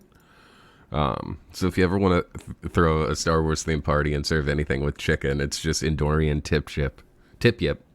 Felucian garden spread. Plant-based kefta. Okay, they have hummus. All right. Braised shock roast. So Felucia is what's this? Do we know? That's the mushroom planet. If you've watched Clone Wars, that's the mushroom planet they go to. Well, I know you haven't, but Sarah's in the chat and Sarah watched it. Shack's the thing that I'm assuming they're called shacks. Shacks are the things that Anakin surfed on when him and Padme were having that cute scene. They're riding. Oh yeah, they got that big ass. Yeah, nice. They're like fat ass anteaters. So those are basically cows. That makes sense. Mm-hmm. A Thorian garden loaf, plant-based meatloaf. That makes sense. Oh, now I'm skipping down to moof juice, which is just half fruit punch, half orange juice with chipotle pineapple. Okay. There's fatro, which is unsweetened tea and lemonade, and then desert pear. So that they've just reinvented the Arnold Palmer. Mm-hmm. Nice. And they've got a kombucha called Batubucha tea. Oh, what's this? Sausage tacos? What the fuck is that? Oh, that's a hot dog. That's definitely a weird space hot dog. That's a taco. That's on your screen? Huh? What I'm seeing? Yeah. It's like a taco hot dog. That's weird. It's a Ronto wrap, roasted pork and grilled sausage in peppercorn sauce and tangy slaw wrapped in pita. So that's all kinds of fusion happening right there. Oh, there is a drink called the Jedi Mind Trick. If Ian's still in the chat, grapefruit and rose vodka, falernum, blue curacao, white grape juice, lime juice, and grapefruit bitters. Where are you seeing this?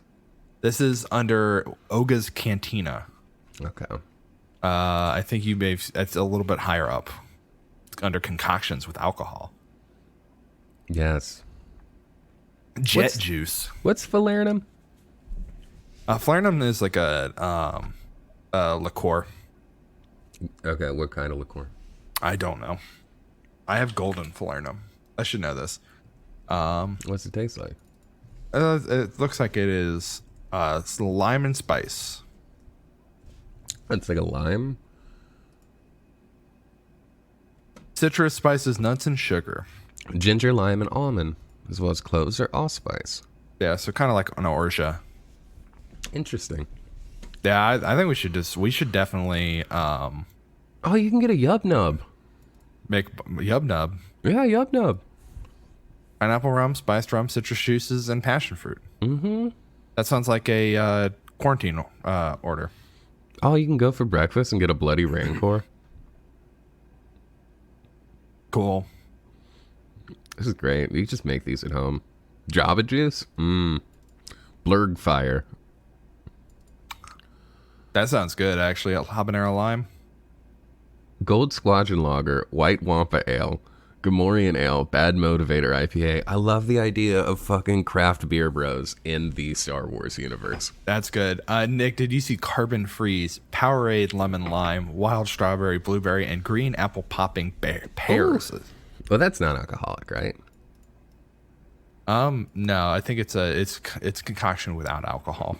Not interested. Oh yeah, those are hot dogs. That's weird. It's a lot of falernum. Oh, they have Imperial Guard wine? Spice Runner hard cider? This is terrible. But yeah, I love these things that are like hot dog, taco, pita wraps. I guess they're just hot dog pita wraps. Nick, did you scroll down all the way to the bottom on this page? Oh, no, I know. They have Coke, Diet Coke, and Sprite written in.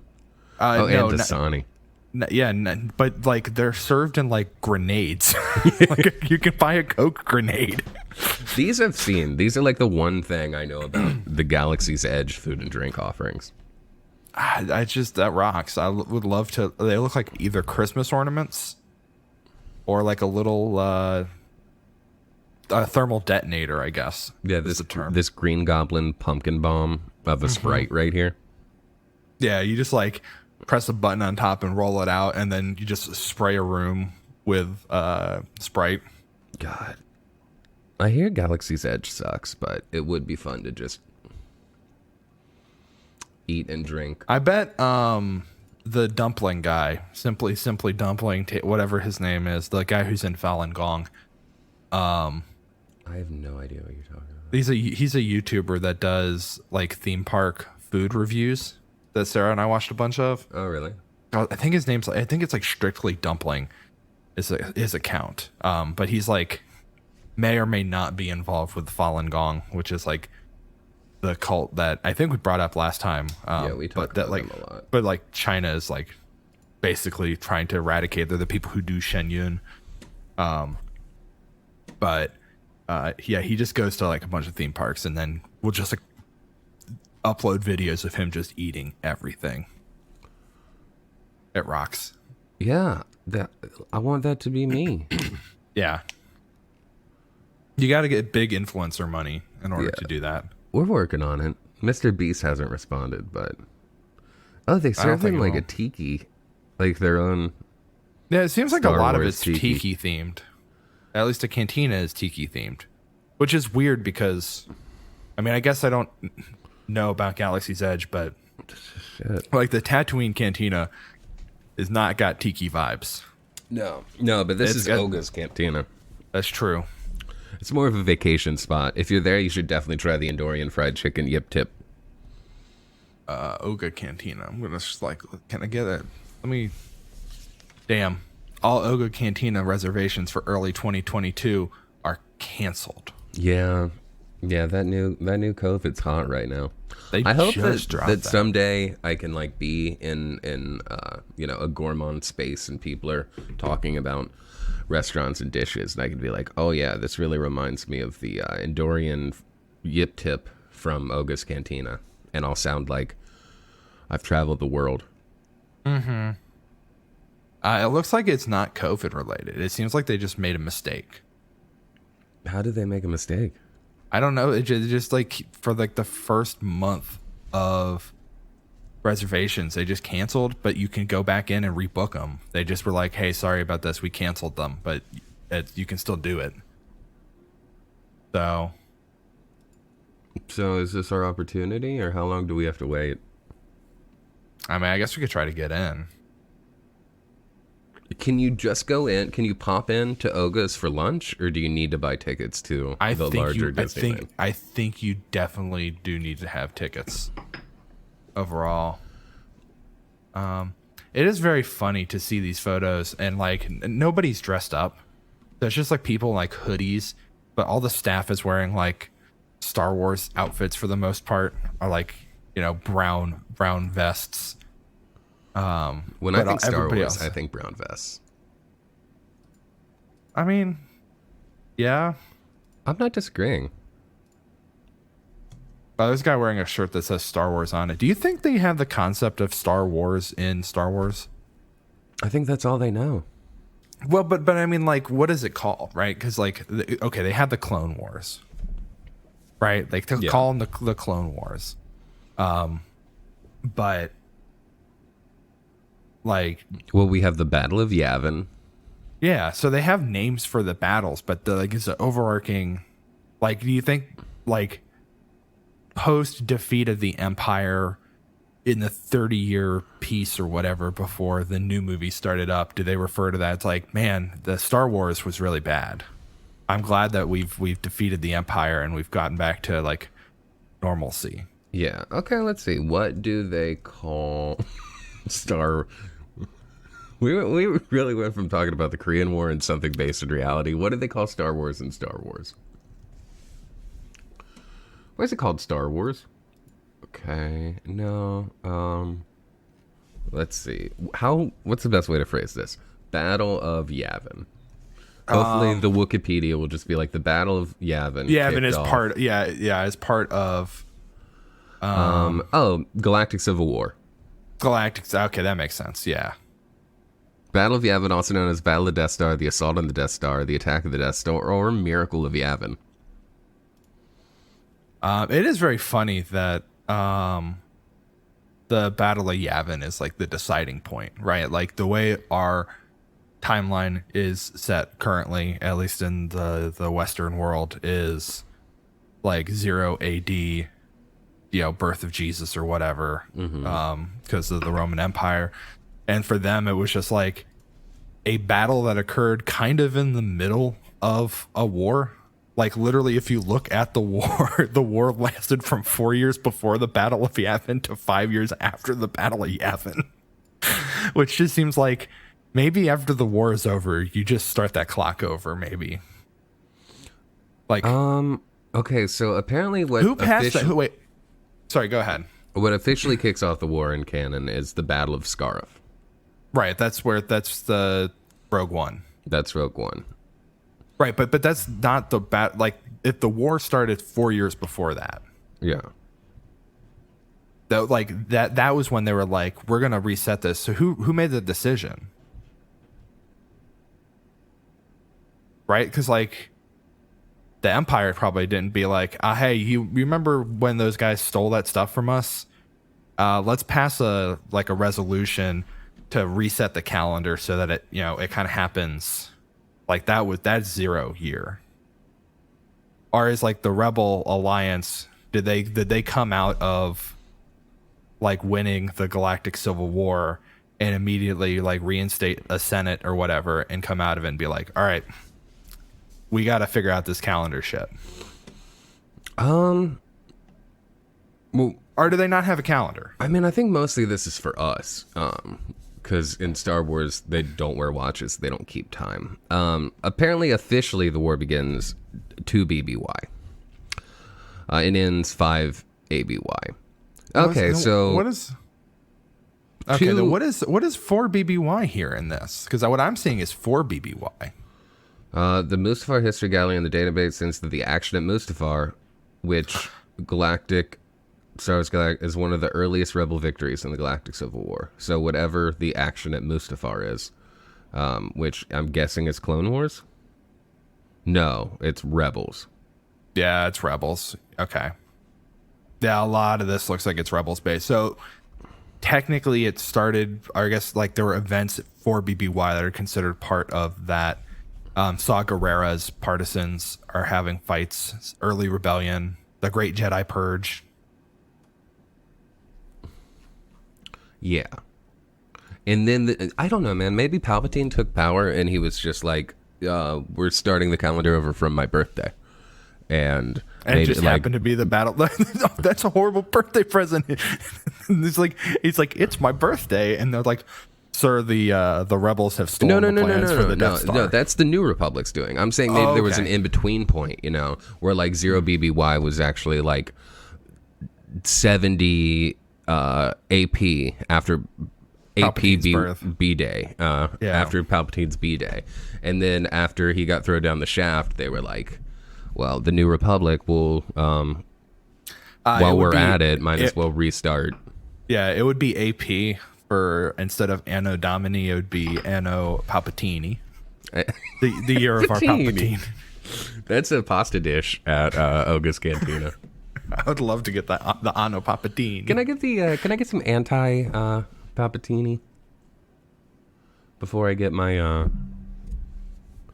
Oh man, they should make a Sith spinoff. That would be cool. Like, let's do a Sith theme park. A Sith restaurant. Yeah. Just like what are like a High Republic, if they're doing High Republic stuff, get me a High Republic. Let me eat at the diner that Obi-Wan goes to,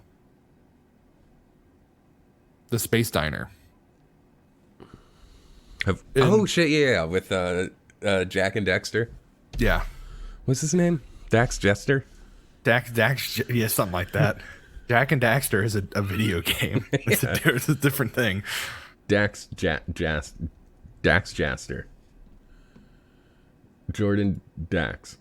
I don't know. You should be able to buy death sticks also at the Sith theme park. This is a Star Trek villain. What's that fucking guy's name? Disgusting diner monster that Obi-Wan is friends with. His name is Dax. Dexter Jetster. Oh my god. There's a phrase I read. It was just like my brain started shutting down. That's like an activated kill code. The diner offered home-style cooked meals because in the Star Wars galaxy, everything's farm to table, and freshly brewed Arties, aka Jawa juice. Yeah. This is just made of bantha hides mashed with fermented grains. What? Yeah, I guess. Bantha hides, grains. I love this. If you go on the Star Wars fandom page for this, sounds like straight shit. You look at the food specifications here.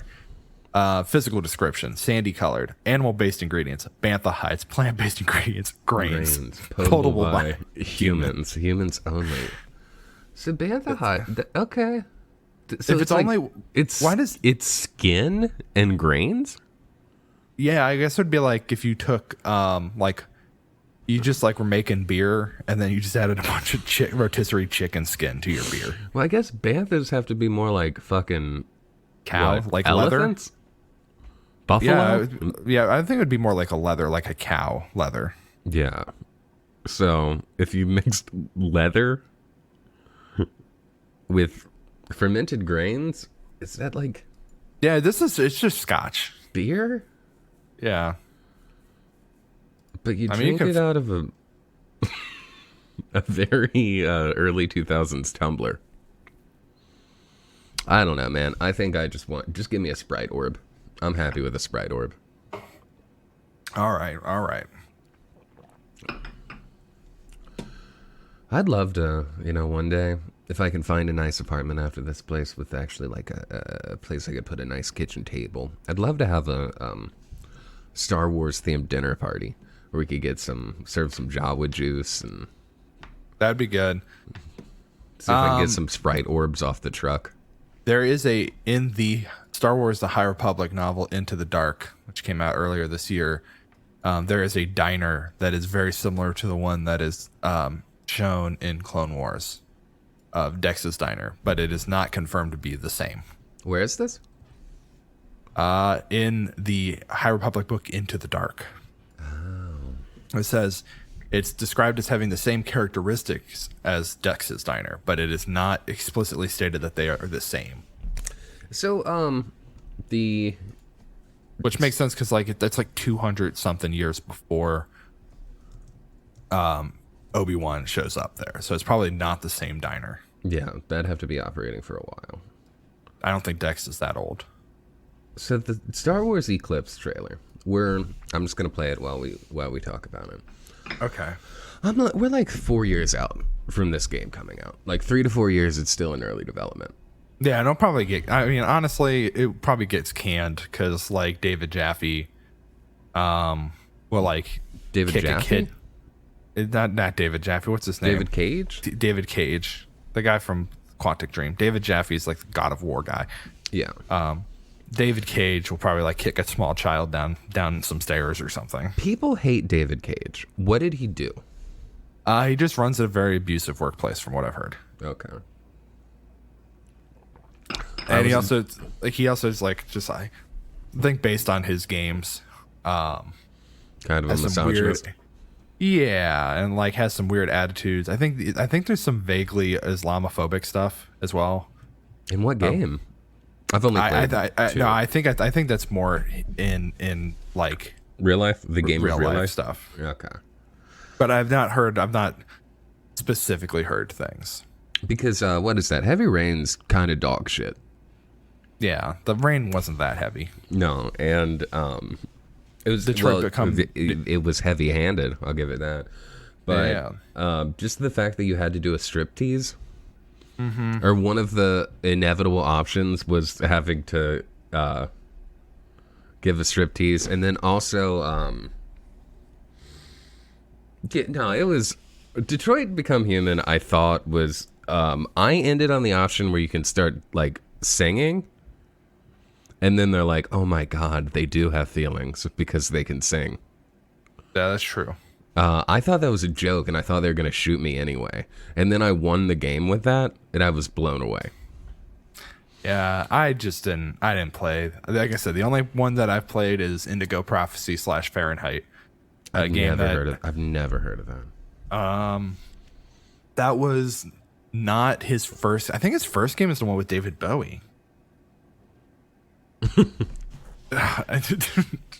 Hey, it would be a lot better if it were about vocalists. You should do a stream of you playing Heavy Rain. Me? Yeah, you can figure out the twist almost immediately. Oh, I know who. The thing is, I already know who the bad guy is. Okay, yeah, if you play it and he's introduced once, you pretty much figure out who the bad guy is. So I think, his first game is the Nomad Soul. Right, which has David Bowie in it. I've heard of that. Or he made like the music for it. I think I watched stream like best friends something, stream friends, some sort of streaming group. I watched like the first like 2 episodes of that game and it looked bad. And then Fahrenheit was 2005, which is a game about the internet. Remember correctly. Omicron, the Nomad Soul looks pretty good. Look, they got an Evanescence poster in here and everything. Yeah, dude. This is the thing that like David Bowie like was pitched this game, and like Beyond was like Two this Souls. Damn. Yeah, like David Bowie's pitched this game was just like, this is the future. This sounds tight. Yeah, he's just like. Everything is going to be video games in the future. Ian, we will. We're getting to Spider-Man. We haven't even started the episode yet. We're just trying to shake off the Star Wars and stuff we need to talk about. That's why this is a very chill stream. Very chill streams typically mean Star Wars referential heavy. And then we'll get to the vaguely themed Spider-Man part. We're working in acts. So what is Beyond Two Souls? That is Willem Dafoe and Elliot Page, right? Is that correct? When did... 5 years ago. Yes. Is Willem Dafoe and Elliot Page are two souls linked at birth or something? Okay, I see Elliot Page. Where the fuck's Willem? Oh, sorry. Willem is the researcher and Jodie's surrogate father figure. Okay. Can I see him? I would like to see the Dafoe. I'd like to see the Dafoe. Please show me the Dafoe. Show me Dafoe. Show me Dafoe. Here. I'm going to see if this affects the stream. Oh, it does affect the stream, but I might be able to fix it pretty easy. You trying to show me the... Yeah, I'm trying to share my screen with you so you can have I can the see inside baseball of it. Which Star Wars character is most likely to be bitten? Greedo. Greedo? No, I'm just kidding. Probably Bib Fortuna. I say well, because in the expanded universe, he gets forcefully put in that cult where you put your brain inside of a robot spider. I did not know about this. Holy shit, what? Yeah, hold on. Spider-Man. God. Spider Robot Spider Cult. The Bomar Order. You remember this guy. Oh. How could... Not this guy. Not this guy. He's cute, though. Yeah, those are the Clone Wars. The Bomar robots. Order. Okay. And this is a Bomar monk. You can see him. Yeah, in the background of Jabba's or something. Yeah. Oh, it looks like Boba Fett's gonna... It seems like Boba Fett might bring those dudes back. Yeah, Book of Boba Fett definitely has those in it. But basically, they encourage removing the mind of all outside sensory stimuli to get closer to the Force or whatever. And in the expanded universe, they take over Jabba's palace and they make Bib Fortuna one of these. All right, cool. I have a question. Yes. It seems like the obvious insider baseball Twitter display name then is Bomar Order 66. There you go. That's not really a question. That was more of a statement. That is a statement. So are they're bringing these back then? Yeah, I mean, they've always been there, but I don't know if this is what they're going to do here. Let's watch Meta Nerd's lore video. It's only 5 minutes long.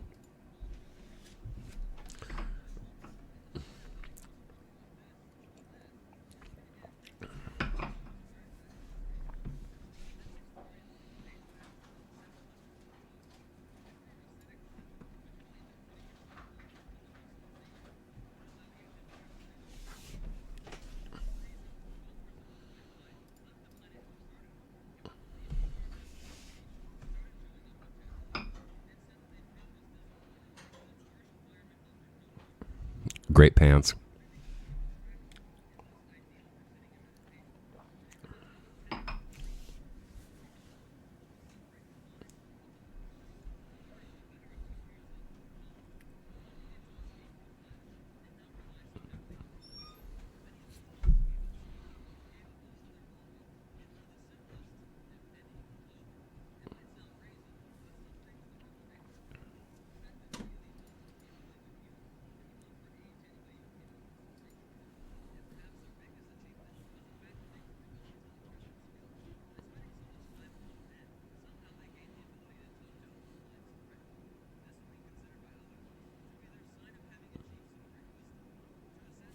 Cool. It's a pretty strong argument. This feels like But Omar. This feels like, but Omar. Yeah, well, it's got the But Omar coming. yes. This feels like a Bloodborne group. Really?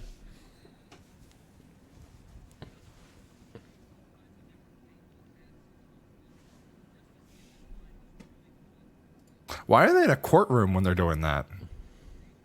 Why not?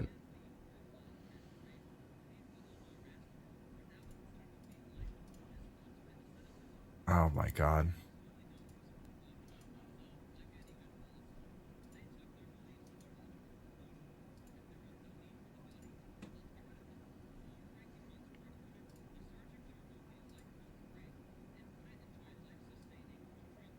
That seems kind of rude.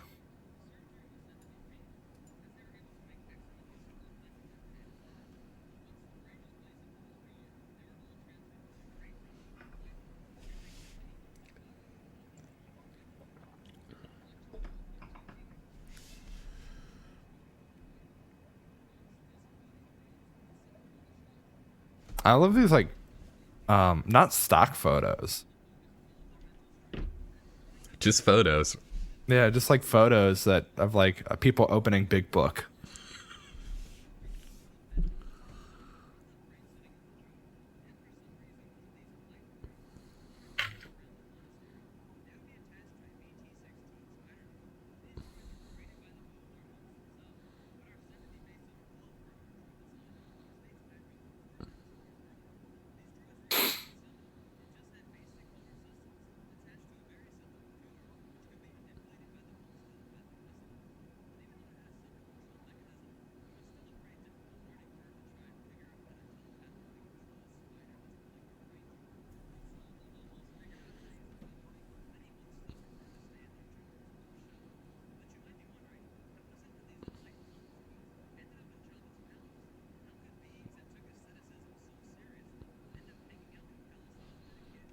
I've been wondering this the entire time. What the fuck's a Omar monk doing at a filth palace like Jabba's?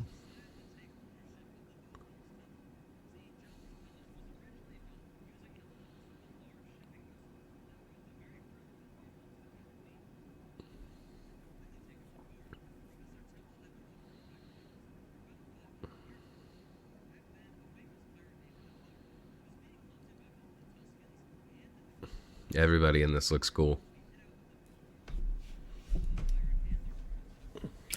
Oh, okay.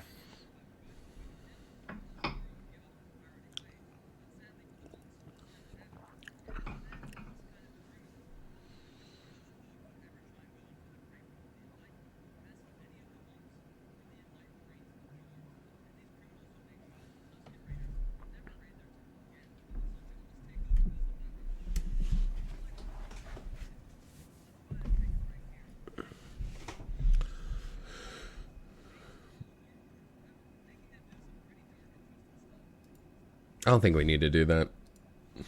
Probably not. No, I think you get it. But this time, yeah, Boba Fett just, he takes care of Big Fortuna, so the Belmars don't need to. All right. Well, cool. When does that come out? That comes out like... Oh, in like a week. Yeah, I was going to say it's soon. It's very soon. All right. Nick, you want to get into it? I feel like it's time to get into it. Yeah, I mean, we've spent about 45 minutes doing this. Yeah, we got the 29th. The 29th. Okay. Well, here, let's get back to the configuration. I really should just throw up like a technical difficulties screen when I transition between things. Yeah, I wish you could do that. Oh. You break it? Nope. Only temporarily. We're back. Our transitions aren't smooth, but at least they happen now. That's true. That's progress. That's growth. All right. All right. How do you want to get into it? I guess we should talk about Spider-Man. Yeah. But first, we should record the podcast. So I'm recording. I've been recording for like an hour, baby. I know, but we have not synced up. No. So I'm going to time.is. Oh, we're gonna clap on camera. Yeah, I told you we're gonna do. This is an inside baseball. Yeah, all right. We're the baseball is inside. The podcast is for the casuals. The stream is for the real Thimcos out there. All right. 40. You got it up? Yeah, but I'm gonna need a little longer than that because I'm just changing some. I'm just making it. No, that's fine. I get it. Getting it good. I'm just getting all my windows exactly where I want them. Okay, now let's do 55. All right, 55. All right. And I'm be quiet. We're gonna start over. We're gonna do the recording. Okay. Does anyone have any notes before we start the episode? Anything you'd like to see in this episode? What episode number is this? 97. Is this a numbered episode, or is this a very Spider-Man special? No, it's 97. Spider-Man. Okay. All right. Real life Spider-Man. In real life. Let me double check on the episode number. Okay. Make sure to put two hyphens. 97. Need all the hyphens. What hyphens? In Spider-Man.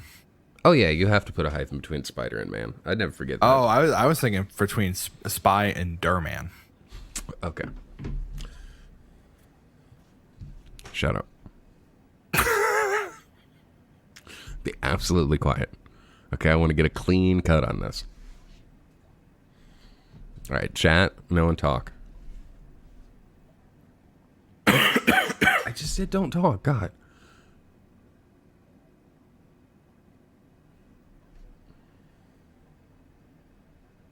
Did you see that there's a request? Geesbeth has a request for you to play a little. On the ding ding dong. The thing is it's gonna not it doesn't come through because my speakers are over here on the other side of the microphone. You just could do a little ambient music, but don't do it right now because I'm about to start the episode. All right. You can play a little Spider-Man theme when we're going halfway through.